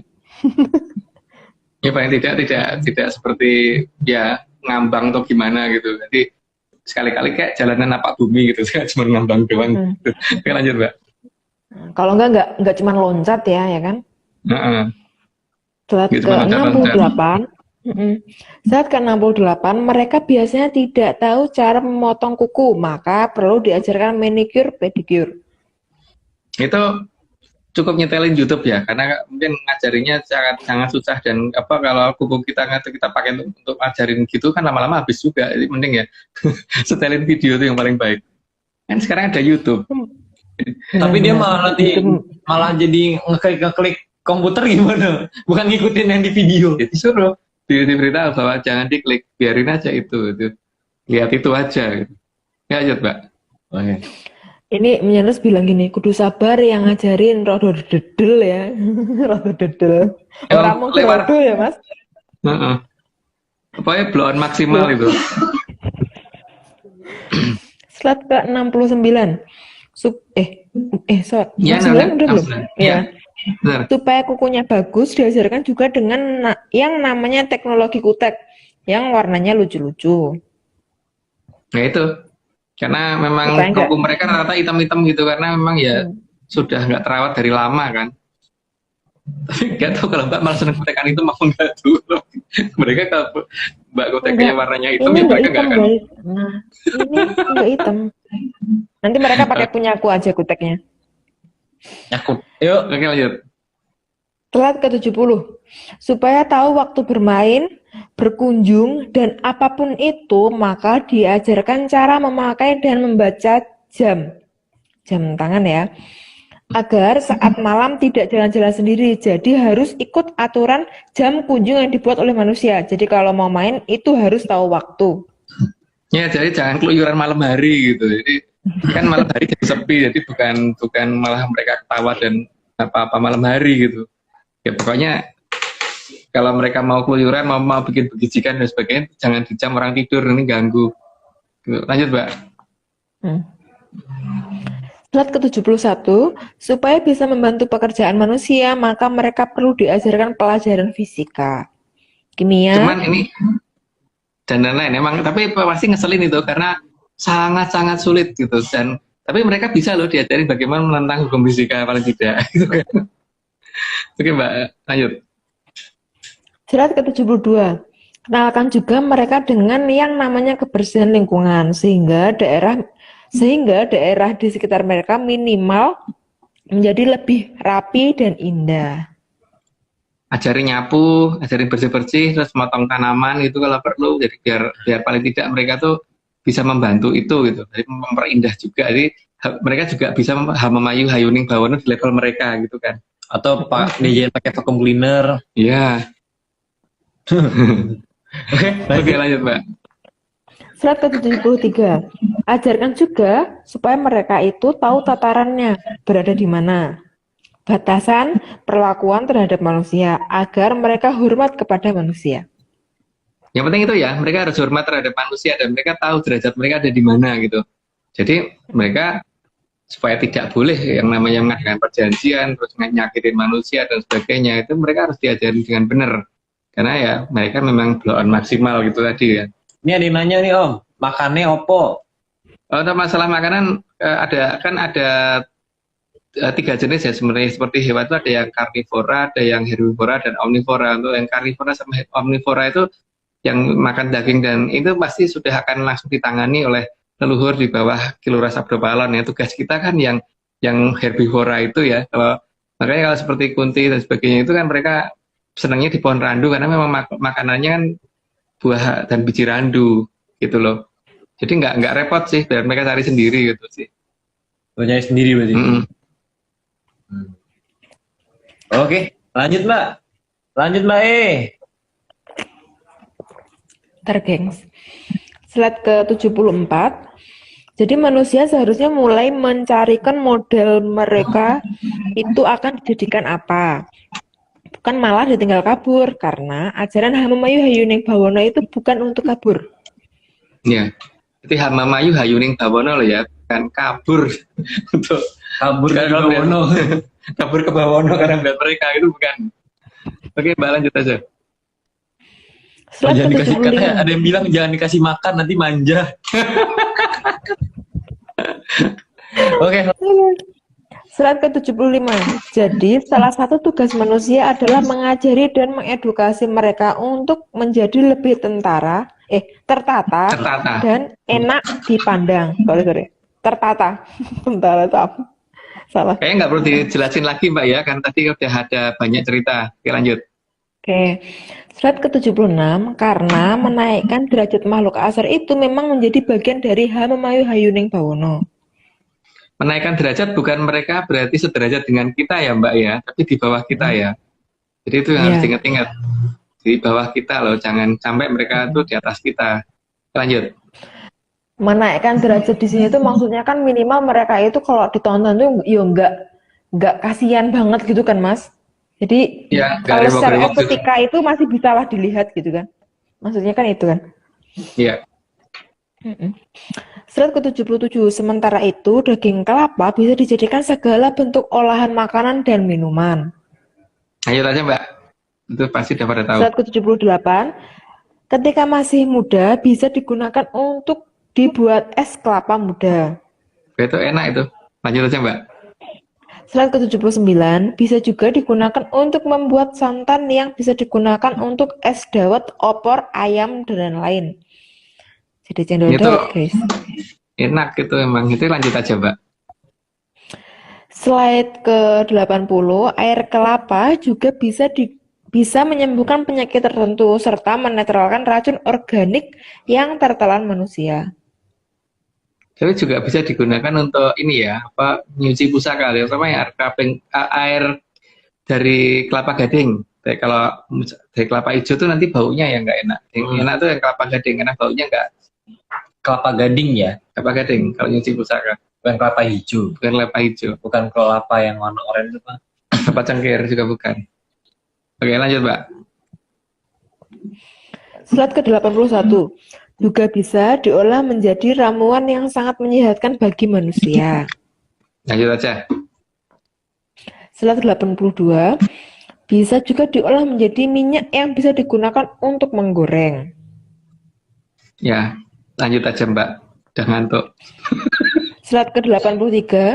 Daun kelapa juga ada 2 jenis yang dinamakan belarak dan janur. Itu jangan ketukar antara belarak dan janur ya. Kalau belarak itu yang sudah ke samping gitu. Kalau janur itu yang masih menghadap ke atas. Jadi yang masih menghadap ke atas. Dan ini janur kuning kelapa gading ya yang kita omongkan, bukan kelapa hijau atau kelapa yang lain-lain. Ini janur kuning kelapa gading. Oke, lanjut, Pak.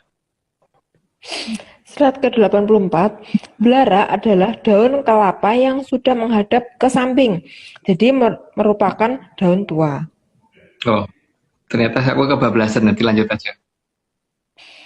Slide ke-85, belarak bisa dibuat berbagai macam bentuk yang bisa menghias ruangan. Macam-macam itu, terutama kalau di Bali ini ya banyak banget. Oke, lanjut, Mbak. Slide ke-86, pemanfaatan belarak sangat tergantung dari kreativitas manusia yang masih memilih hidup, bukan memilih mati. Nah iyalah, kalau orang milih mati mana bisa bikin kreativitas gitu kan. Jadi ya, kalau bisa memang hidup itu kan kita ada tugas dan kewajiban. Nah, kalau bisa itu ya kita penuhin dulu dong selama kita hidup, dan jangan memilih mati gitu kan. Kita diciptakan untuk hidup, bukan diciptakan untuk mati. Ya, lanjut, Mbak. Slide ke-87, belarak juga mengingatkan akan tugas manusia itu adalah Hamemayu Hayuning Bawono. Dan untuk Hamemayu Hayuning Bawono itu wajib hidup. Ya kalau kita mati gimana bisa memperindah alam raya, malah kita aja mengerikan untuk orang lain kok. Gitu. Jadi Hamemayu Hayuning Bawono tuh harga hidup. Ya harga hidup, bukan harga mati. Oke, lanjut, Mbak. Slide ke-88, sedangkan janur adalah daun kelapa yang masih muda dan masih menghadap ke arah atas tegak lurus. Itu tapi kita di sini ngomongnya kelapa gading ya, bukan kelapa yang lain ya. Oke, lanjut, Mbak. Slide ke-89, jadi janur itu bukan mengarah ke samping, apalagi ke bawah. Ya itu namanya bukan janur lagi kalau udah ke samping, namanya udah belarak. Apalagi ke bawah, apalagi udah jatuh. Ayo, Mbak. Slide ke-90, janur juga mengingatkan kepada manusia agar selalu ingat dengan leluhurnya yang sudah ada di atas. Jadi, yang ada di atas itu ada sangat banyak dan mayoritas adalah leluhur kita. Ini lanjut dulu aja, nanti penjelasannya nanti. Slide ke-91, agar manusia itu ingat bahwa ke atas itu ada jalannya, dan jalan itu akan mudah jika tidak melalui jagat gede, tapi dengan memanfaatkan jagat kecil kita. Untuk jagat gede baru sebagian kecil kita jelaskan di 113 ya. Itu dongeng kita di 113 kemarin, dan ini belum kita lanjutkan karena masih pada sibuk mencari penamaan yang sama, karena seperti Dewa Pangidari Terjagat itu, Kayangan Pangidari Terjagat itu ada beberapa nama yang nggak ada gitu, dan bentuk gambarnya juga kita belum nemu, makanya belum kita lanjutkan. Tapi nanti pasti kita lanjutkan itu, karena setelah penamaannya kita mengerti disesuaikan dengan penamaan zaman now sekarang ini, ditambah dengan kita bisa mengilustrasikan gambar, karena saat ini Mas Joni juga lagi sibuk untuk menggambar slide dan ada pekerjaan yang banyak. Jadi kalau saya minta untuk digambarkan bentuk-bentuk tertentu, nanti setelah beliau renggang dulu, senggang kok renggang begitu. Oke, Mbak, lanjut. Daripada nanti requestnya bentuk bangunan atau bentuk tertentu, malah yang digambar ikan ya, Mas ya? Iya. Oke, lanjut, Mbak. Slide ke-92, maka tangga yang indah itu memang ada di dalam, bukan di luar. Ya, tangga yang bagus pasti di dalam. Jadi di dalam diri kita itu udah ada tangga yang bisa kita pakai untuk mencapai kekayangan. Tapi itu versi domain kita. Kalau ada yang menganggap nggak ada, ya nggak apa-apa. Tapi ya itulah kalau di kita begitu. Ayo, Mbak. Oke. Slide ke-93, dan tangga yang bisa dibawa kemana-mana itu pasti tidak stabil, terutama saat di luar rumah. Dan itu tangganya bisa rata-rata digunakan di luar. Kalau digunakan di dalam juga bisa, tapi biasanya hanya pada saat pembangunan rumahnya, bukan pada saat rumahnya terjadi, gitu. Atau untuk memperbaiki sesuatu yang ada di dalam rumah biasanya. Karena sifatnya yang dari luar, dari jagat gede itu begitu gitu, bukan sesuatu hal yang rutin tiap hari kan ke kitanya. Dan itu bisa digunakan juga untuk naik, tapi naiknya terbatas pada ketinggian berapa dan ya beda lah antara tangga yang dari dalam dan yang di luar. Makanya mengerti bagaimana ngukur raga jagat kecil kita itu sebenarnya paling penting daripada menggunakan jagat gede. Apalagi apa yang ngantri ya. Yus gitu Mbak, lanjut. Andri. Slide ke-94. Tangga yang digunakan di luar rumah biasanya juga lebih gampang kotor dan hanya menghantarkan sampai mendekati pintu rumah saja. Jadi kalau lewat jagat gede itu memang tidak akan sampai ke posisi tempat depan ke dalam selama tangkap istilahnya kalau dia bagi kita, tapi di situ berarti paling tidak sudah mendekat gitu kan. Tapi kan sayang kalau kita bisa menggunakan jagat kecil kita untuk mencapai ke sana dan itu tidak digunakan. Dan ya begitulah. Lanjut aja Mbak. Slide ke-95. Karena sedemikian banyak hal yang bisa digunakan dari kelapa, maka Sang Hyang Bathara Wisnu memilih salah satu pohon kelapa, yaitu kelapa gading. Itu lanjut dulu aja. Slide ke-96, bahkan Sang Hyang Bathara Wisnu pernah menitis menjadi seorang raja yang sangat besar dan dikenal sebagai Sang Mahaprabu Kelopo Gading. Nah, sayangnya nama itu hilang, tapi dalam cerita dongeng kita ternyata itu masih ada. Jadi nggak tahu deh dongengnya yang benar bagaimana, tapi anggap aja memang kita dongeng kok. Tapi bagi kita Mahaprabu Kelapa Gading itu ada, dan itu termasuk raja besar karena tradisi menggunakan beliau untuk tanda keselamatan itu masih dipakai sampai dengan hari ini kan. Itu kalau tidak raja besar nggak mungkin dipakai sampai sekarang. Lanjut Mbak.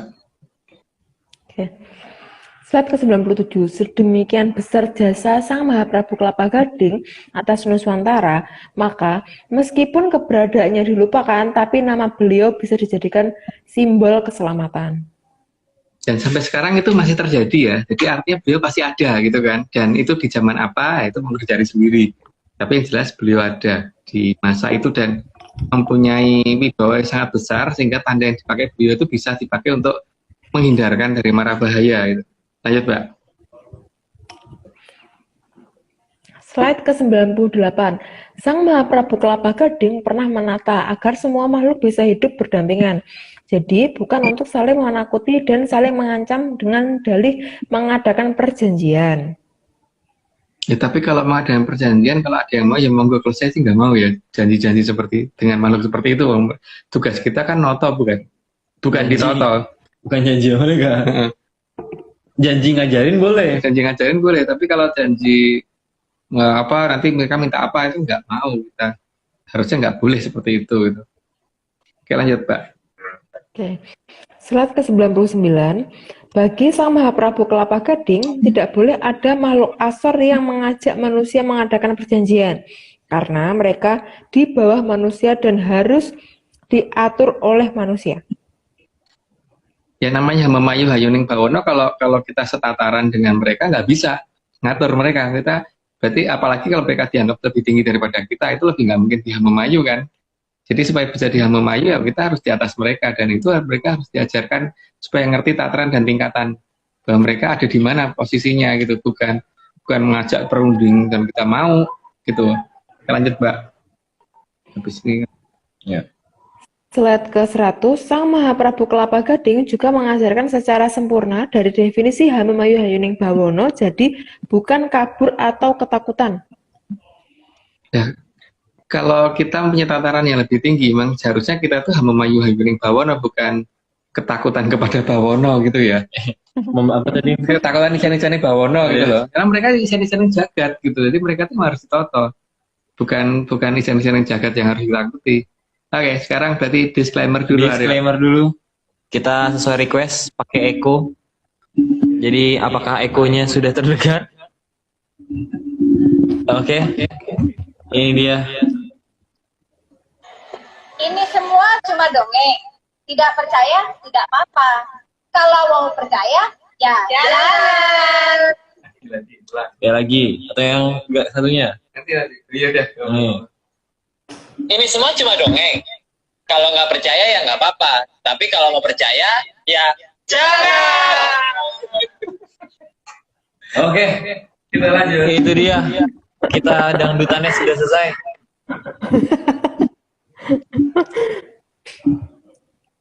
Slide ke 101. Sang Mahaprabu Kelapa Gading juga mengajarkan cara merawat pusaka tinggalan leluhur. Salah satu ramuannya dengan menggunakan air kelapa gading. Ada 3 jenis sih yang digunakan, cuma salah satunya air kelapa gading, itu bukan air kelapa yang lain ya. Karena nanti baunya nggak enak. Kalau pakai air kelapa gading itu baunya enak sih. Gitu. Jadi kenapa harus pakai air kelapa gading? Karena baunya lebih enak, lebih sedap gitu. Terus apa namanya? Kalau pakai air kelapa yang lain itu baunya nggak enak. Jadi nanti pusaka tuh biar ngerti kalau pada saat kita memandikan mereka itu biar ngerti bahwa mereka mau dibikin baunya lebih bagaimana gitu loh. Oke, lanjut Pak. Ya. Slide 102. Kelapa gading adalah kelapa yang berwarna kuning muda. Jadi bukan kuning tua ya. Bukan kuning banget, kuning tua. Kuningnya kuning muda. Oke, lanjut Pak. Slide 103. Jadi kelapa gading bukan kelapa yang berwarna kuning tua, karena yang berwarna kuning tua itu kalau di ARC dinamakan kelapa cengkir. Cengkir. Ya, tapi nggak tahu kalau orang di masing-masing daerah kan punya nama sendiri-sendiri deh. Tapi kita mengenalnya dengan nama cengkir. Tapi monggo deh kalau misalkan ditulis di daerah masing-masing namanya apa itu. Oke, lanjut Pak. Slide 104, dipilihnya kelapa gading oleh Sang Mahaprabu Kelapa Gading karena pohonnya rata-rata pendek, sehingga buahnya mudah terjangkau oleh manusia. Tapi juga ada yang agak tinggi, tapi rata-rata pendek sih. Yang aku lihat di mana-mana tuh biasanya pendek dan buahnya gampang dijangkau dengan tangan. Tapi kalau kelapa yang lain tuh rata-rata lebih panjang, lebih tinggi-tinggi gitu. Jadi harus manjat dan harus bisa, ya harus punya kemampuan untuk manjat pohonnya. Jadi kelapa gading mayoritas tidak ya, mayoritas, bukan berarti nggak ada yang tinggi. Lanjut Mbak. Slide 105. Air kelapa gading juga berbau enak saat digunakan untuk merendam pusaka. Berbeda dengan air kelapa hijau, jika digunakan untuk merendam pusaka, maka baunya akan tidak sedap. Jadi nanti masalahnya kan ketika habis direndam itu, kemudian dibersihin lagi, ditaruh di kembang setaman, kemudian dibersihin lagi sebelum yoni masuk kan kita ini ya beli minyak cendana lah. Kalau pada saat dikasih minyak cendana ini ketika menggunakan air kelapa hijau itu biasanya baunya tetap nggak enak, bau cendananya nggak kerasa, nggak ini. Makanya kita selalu menggunakannya air kelapa gading. Lanjut Pak. Slide 106. Namun air kelapa gading itu sangat sedikit, maka untuk merendam pusaka dibutuhkan cukup banyak kelapa gading. Ya, satu itu dikit banget, nggak nyampe 1 gelas. Bahkan kadang-kadang cuma 1/4 gelas. Kalau cangkir gitu biasanya mungkin setengah cangkir kurang gitu loh, satu kelapa ya gading. Jadi butuh banyak banget biasanya kelapa gading itu. Karena untuk rendam pusaka itu harus benar-benar kerendam, berarti tidak boleh ada yang nongol ke permukaan, nanti karatan. Lanjut Pak. Slide 107. Jadi jangan salah kalau mau merendam pusaka, jangan sekali-kali memakai air kelapa hijau. Tapi kalau pengen pusakanya baunya nggak sedapnya nggak apa-apa kayak kelapa hijau. Kalau kita itu Kita nggak ngelarang. nggak ngelarang. Tapi kalau kita kan memang pengennya ini ya. Dan kita tidak pernah menggunakan arsenik atau apa-apa itu enggak, karena nenek moyang kita kan mengajarkan menggunakan ramuan yang herbal ya, jadi bukan menggunakan zat kimia.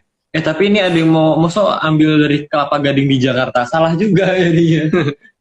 Satu kota mau itu. Itu mau diambil. Makanya nanem atau beli nggak apa-apa, tapi kan yang penting kita nggak nyolong gitu. Nggak sepanyolan, nggak separuh nyolong pokoknya. Oke, lanjut Mbak. Kelapa gadingnya yang muda dan tua. 108. Lanjut Mbak. Slide 108. Sebegitu terkenalnya Sang Mahaprabu Kelapa Gading di zaman dahulu, maka tradisi selamatan di masa dulu selalu menggunakan unsur janur kelapa gading. Sampai sekarang masih bertahan dan masih menggunakan itu, walaupun mungkin setelah ada perubahan tradisi mungkin ada banyak yang menggunakan janur kelapa lain gitu. Tapi kalau di daerahku sih masih menggunakan kelapa gading. Lanjut Mbak. Slide 109, janur kuning kelapa gading dibentuk dalam berbagai simbol agar menarik sebagai penanda ada dalam lindungan Sang Mahaprabu Kelapa Gading. Makanya kan beliau juga sudah mengingatkan bahwa besok ketika ada goro-goro, dipasanglah paling tidak kelapa gading itu untuk tertanda supaya goro-goronya itu tidak mendatangi tempat kita. Tapi seperti tadi, makhluk-makhluk seperti tadi itu yang bentuknya nggak jelas tadi, itu juga bisa digunakan untuk menghalau. Paling tidak ketika mereka kita dandanin, kita ini, dan mereka kemudian setia kepada kita, ya kalau misalkan ada gempa, paling tidak mereka tuh satu batu bata ada yang megang, satu genteng ada yang megang, satu lampu ada yang megang, satu gelas, satu cendol, satu piring, satu ada yang megang. Jadi tidak ada benda yang bergeser ketika gempa, walaupun itu dalam skala Richter yang sangat tinggi gitu. Tapi diajarin juga, taunya semuanya megang satu piring. Iya, tapi jangan piring yang sama yang dipegang, nanti yang lainnya berantakan. Oke. Malah rebutan nanti, Mas. Slide 110. Namun zaman sudah berubah sehingga yang sering digunakan sekarang justru belarak, dan itu pun bukan dari kelapa gading.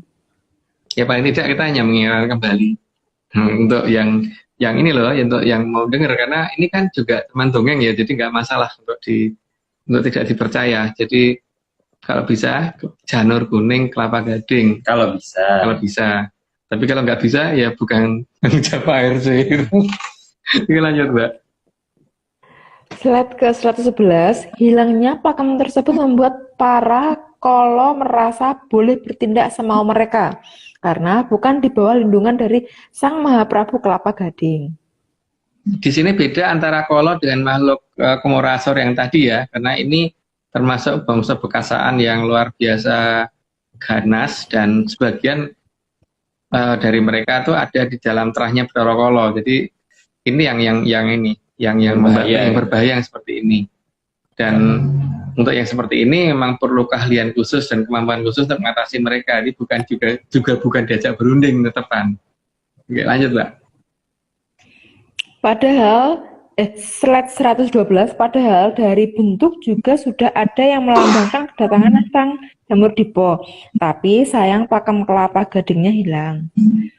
Ya, ada bentuk-bentuk yang seperti itu kan. Jadi menunjukkan bagaimana penggambaran Jamur Dipo dengan menggunakan kelapa gading, dan dengan maksud beliau supaya ini diingat loh ya, ada zaman seperti ini nantinya. Dan zaman seperti ini yang bisa mengamankan manusia adalah tanda ini, dan ini paling tidak menggunakan makhluk-makhluk tadi untuk menghalau. Paling tidak rumah kita doang yang selamat dari itu gitu. Lanjut Mbak. Itu kalau ada orang yang bilang gini, egois banget sih, cuma rumahnya sendiri yang dijaga. Yang bisa mengendalikan cuma itu. Iya, yang ngajarin sisiran kita nggak mahal loh, cuma ngajarin sisiran, bukan ngasih sajen loh Mbak, cuma ngajarin sisiran. Cuma nyediain satu sisir. Satu sisir untuk mereka rame-rame gitu, sama ngajarin gantian. Oke Mbak, lanjut. Slide 13, jadi bentuk Jamur Dipo ada di berbagai bentuk hiasan dari belarak saat ini yang dulunya dipakemkan dari kelapa gading. Ya bentuknya mungkin bisa dilihat macam-macam ya, dan biasanya apalagi yang taruh di atas itu bentuk lengkungan Jamur Diponya kelihatan sih, cuman ya mungkin karena sudah ada perubahan tradisi atau mungkin tradisinya sudah berbeda dengan ARC, maka dianggap itu cuma hiasan. Oke, lanjut Mbak. Oke. Slide 114, bahkan lambang Jamur Dipo banyak ditemui di gerbang sebagai tanda oleh Sang Mahaprabu Kelapa Gading bahwa kembalinya Nuswantara akan dimulai dari munculnya Jamur Dipo di luar pagar. Di luar pagar ya, jadi di luar pagar munculnya Jamur Dipo, dan itu untuk menghalau kan, untuk menghalau bahwa ini anak putune sama Prabu Kelapa Gading, berarti mereka jangan masuk gitu kan. Semangat Mbak. Slide 115. Pola bentuk dari Jamur Dipo juga ditunjukkan bervariasi sekali. Ya, itu bisa dilihat di gambar itu ya, bervariasi seperti apa, dan biasanya ditaruhnya di atas, bukan di bawah, karena kan memang itu mengembangnya di atas kan jamur itu. Dan ini hanya untuk tanda bahwa jangan ke sini ya, gitu kan. Ya, lanjut, Mbak. Slide 116, pola perambatan jamur dipo juga sangat bervariasi dan selalu dilambangkan condong. Pertama condong, yang kedua tuh ada arah yang kemana-mana itu yang ditunjukkan dengan kayak panah yang agak banyak gitu loh di anunya itu.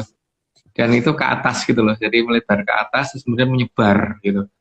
Nih Jadi urutan dari bawah kan mulai ngembang terus bentuk setelah itu menyebarnya begitu gitu.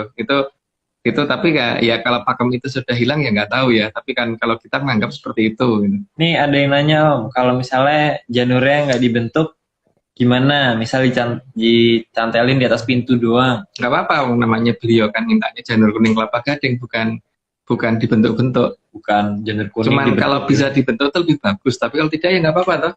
Yang penting kan lambang itu sudah kita sediakan. Jadi kalau dibentuk itu ya sebagai Untuk artistiknya aja. estetiknya aja. Oke. Slide 117, maka sangat jelas yang diinginkan oleh Sang Mahaprabu Kelapa Gading agar lambang janur kuning kelapa gading selalu dijadikan tanda keselamatan yang menunjukkan tanggung jawab beliau atas anak cucu. Itu kan kelihatan ya, bentuk janur tiponya itu ada dari mana, terus kemudian nanti melayang-layang kemana-mananya itu ditunjukkan seperti itu. Dan beliau paling tidak ngasih tanda itu, karena semua itu ada yang bawa, dan yang bawa ini ngerti waktu itu pertanda apa yang diberikan oleh beliau supaya mereka tidak mendatangi tempat itu. Lanjut, Pak. Terus kalau ujungnya itu apa ya, Mas? Yang mana? Nih yang ini. Nah ini, bukan, yang bawah-bawah. Nah itu, Yang itu? Ya itu kan terbangnya jamur tiba ke mulai pindah tempat kan, perlambang itu kan, Mbak. Oke, next slide 118. Jadi yang diinginkan bukan belarak kelapa gading, tapi janur kelapa gading.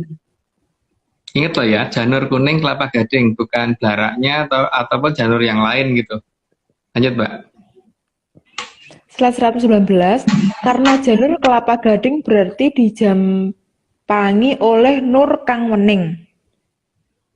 Ya, cahaya yang berwarna kuning, yang berwarna bening nggak kuning. Oke, lanjut, Mbak. Slide 120, dan nur kang wening itu adalah perlambang dari Sang Hyang Wening. Makanya yang diminta adalah janur kuning kelapa gading gitu kan, Mbak. Kalau janurnya udah kering gimana Om? Nggak apa-apa, yang penting janur kuning kelapa gadingnya pernah kita pasang. Tempatku juga udah kering kok, Aryo. Iya. Lanjut. Oke. Slide ke 121, karena ada Sang Hyang Wening inilah maka para kolo, drubikso, dan sejenisnya akan takut dan memilih menghindar. Harusnya begitu ya. Versi air sih. Oh iya, oke. Versi dongengnya. Versi dongengnya begitu. Lanjut, Mbak. Slide 122, tanda dari Sang Hyang Wening saat jamur dipo muncul memang harus diadakan supaya terhindar dari ganasnya jamur dipo. Jadi peringatan itu sudah dari zaman jauh-jauh hari sebelum orang ngerti akan adanya jamur dipo ya. Lanjut, Mbak. Slide 123, dan Sang Mahaprabu Watu Gunung juga sudah mengingatkan bahwa di atas Sang Hyang Wening masih ada tataran Sang Hyang yang di atasnya lagi. Tapi untuk masalah jamur dipo cukup bernaung ke Sang Hyang Wening. Tidak perlu ke tataran yang ada di atasnya lagi. Karena sudah cukup untuk beliau untuk mengatasi jamur dipo, cukup Sang Hyang Wening itu sudah cukup banget, jadi nggak perlu sampai ke Sang yang di atasnya. Karena ada banyak banget ya, ada tingkatannya. Jadi kalau dibacain capek dan buang waktu. Jadi pernah kita ungkap di beberapa episode yang lalu. Lanjut, Mbak. Slide 124, karena alam punya hierarki, jadi suatu masalah harus diselesaikan oleh hierarki yang tepat. Tidak semuanya harus diatasi oleh otoritas tertinggi. Ya, sekarang nggak usah jauh-jauh deh kalau di rumah kita kotor, kemudian kita harus nyapu, itu kita ngomong ke pembantu udah cukup, tidak perlu ngomong ke Pak RT. Pak RT ngamuk kalau suruh bersihin rumah kita, apalagi ngomong ke Pak RW atau Pak Lurah atau Bupati atau Presiden. Kalau mau ngomong ke Presiden untuk membersihkan rumah, paling tidak pas pamres pasti ngamuk gitu kan. Jadi semua ada Penghinaan tatarannya. itu, Mas. Jadi ya tidak harus ke ya, otoritas tertinggi. Lanjut, Mbak. Oke. Slide ke 125, bahkan di kehidupan manusia saja, jika seseorang manajer diminta mengepel lantai, maka pasti akan marah dan tersinggung, karena itu adalah tugas cleaning service, bukan tugas manajer. Baru sampai manajer ya, bukan sampai direktornya loh. Coba aja kalau gitu dipecat beneran tuh kan berani ngomong gitu ke direktornya. Investornya. Atau lagi ke investornya gitu. Itu CEO-nya gitu. CEO. Disuruh ngepel lantai itu nggak mungkin mau. Komisaris. Komisaris. Kejauhan, Ayolah. guys. Oh, tadi ada yang nanya. 126. Ada yang nanya apa, Pak? Itu janurnya harus disoankan dulu atau tidak? Ya lebih baik kalau disowankan dulu. Dan mantranya kayaknya kemarin kita pakai bahasa paling sopan aja gitu ya. Pakai bahasa Paling sopan yang pernah digunakan di daerahnya gitu loh. Tapi kalau nggak pakai bahasa Indonesia juga nggak apa-apa kan. Tapi yang paling sopan gitu. Ya. Paling sopan. Oke, lanjut. Slide Bukan pakai lulu. 126. Slide 126, maka yang diinginkan oleh Sang Mahaprabu Kelapa Gading adalah agar anak cucu tahu kembali tentang hierarki alam. Tahu harus kemana memohon, agar permohonan tidak dianggap sebagai hinaan. Ya karena kalau kita meminta bantuan kepada posisi yang tidak pada tingkatannya, pasti itu juga sebagai hinaan toh. Seperti orang butuh bantuan ngosek WC tapi itu mintanya ke Sekjen PBB gitu kan. Juga ya ada siapa lu nyuruh ngosek WC rumah gue gitu kan. Ya. Dan bahasanya sopan, bukan pakai seperti tadi ya, bukan pakai lulu gue gitu kan. Ya kalau misalnya bahasa Indonesia yang benar. Tapi nggak perlu sih kalau pakai tata bahasa yang rumit yang kayak di bahasa Indonesia sekarang. Yang penting sopan saja gitu loh. Kalau aku sih bahasa Indonesia nggak suka soalnya. Kalau ngomong pakai ke orang tua lah ya, memposisikan diri seperti anak sama orang tuanya gitu, sama kayaknya. Kalau tidak perlu pakai kalimat majemuk bertingkat, pakai apa gitu, pakai awalan akhiran apa gitu. Yang rumah nggak usah, tapi yang penting sopan aja. Kepada. Yuk lanjut. Terakhir ya udah ya. Terakhir ya. Slide 127. Paterapipun panembah menika saged hanoto swasana madya atisipun samirono tumujuning kamulyaning Tribhuwana. Itu nggak perlu diterjemahkan karena itu bahasa yang sangat aneh gitu ya. Oke. Cukup kayak gitu ya kayaknya. Iya, kita mau sapa-sapa teman-teman dulu. Karena dulu disclaimer total. Oh ya. Kita disclaimer dulu. Jadi disclaimer biasanya dulu, udah lama nggak ngomong. Jadi ini semua cuma dongeng. Kalau nggak percaya nggak apa-apa, tapi kalau mau percaya ya jangan. Dan disclaimer normalnya, tim Atlantis Research Center tidak pernah menjual jasa untuk berkomunikasi ataupun bertemu dengan para leluhur dalam bentuk ritual apapun. Waspada terhadap oknum yang mengatasnamakan tim ARC, karena ritual resmi hanya dilakukan oleh Mas Agung, Mbak Vicky, dan Mas Aryo. Jalan nunduk ya. Nah, maka untuk informasi resmi silahkan hubungi via DM @VickyAnandaril. Vicky Anandaril. Gitu. Terus kita berhubungan dengan ritual juga. Kita juga tadi udah sempat ngomong ya di tengah-tengah mengingatkan kembali kalau misalnya kita ritual kayak hampir nggak pernah sampai bersentuhan badan itu tidak pernah. Jadi waspada terhadap oknum-oknum yang mengatasnamakan ARC. Oke, udah atau kita apa namanya parade terima kasih. Oh ya, parade terima kasih dulu kepada terima kasih sebesar-besarnya kepada Kitungul Jatijaya Morogo yang sudah mau menjadi pamung kita semua, dan kemudian juga terima kasih Bapak Agung yang sudah menjadi narasumber dan juga sudah mau membuatkan slide. Kemudian juga Mbak Vicky yang sudah mau menyumbangkan suaranya pada malam hari ini. Terima kasih. Dan berhasil ngajarin para itu. Dan berhasil mengajarkan beberapa makhluk yang rewok-rewok nggak jelas, nggak jelas gitu bentuknya. Terima kasih. Dan mengajarkan kita semua. Kemudian juga terima kasih kepada Bang John yang gambarnya seperti biasa. Keren sekali, indah. Bang John, orangnya. Kemudian juga terima kasih Mas Nogo yang sudah mau merapikan slide pada malam hari ini. Kemudian juga Haskell, terus kemudian juga Om Iwan dan segelintir tim ART lainnya yang mungkin tidak sempat disebutkan. Dan terakhir, terima kasih kepada bos besar kita, Pak Marius Sumono. Jadi kalau tidak karena beliau, kita pasti tidak ada. Kayak beliau tuh pencetus dari ART, jadi ya. Cuman sayangnya lagi sibuk, sekarang mungkin masih di luar negeri, dan ya yang penting terima kasih Pak sudah mengajak kita untuk ini. Ide beliau lah, ini ada itu. Jadi kita pada terima kasih juga kepada yang punya rumah udah bangun. Udah bangun kayaknya. Nih, terima kasih juga nih para menyaners dari Bali.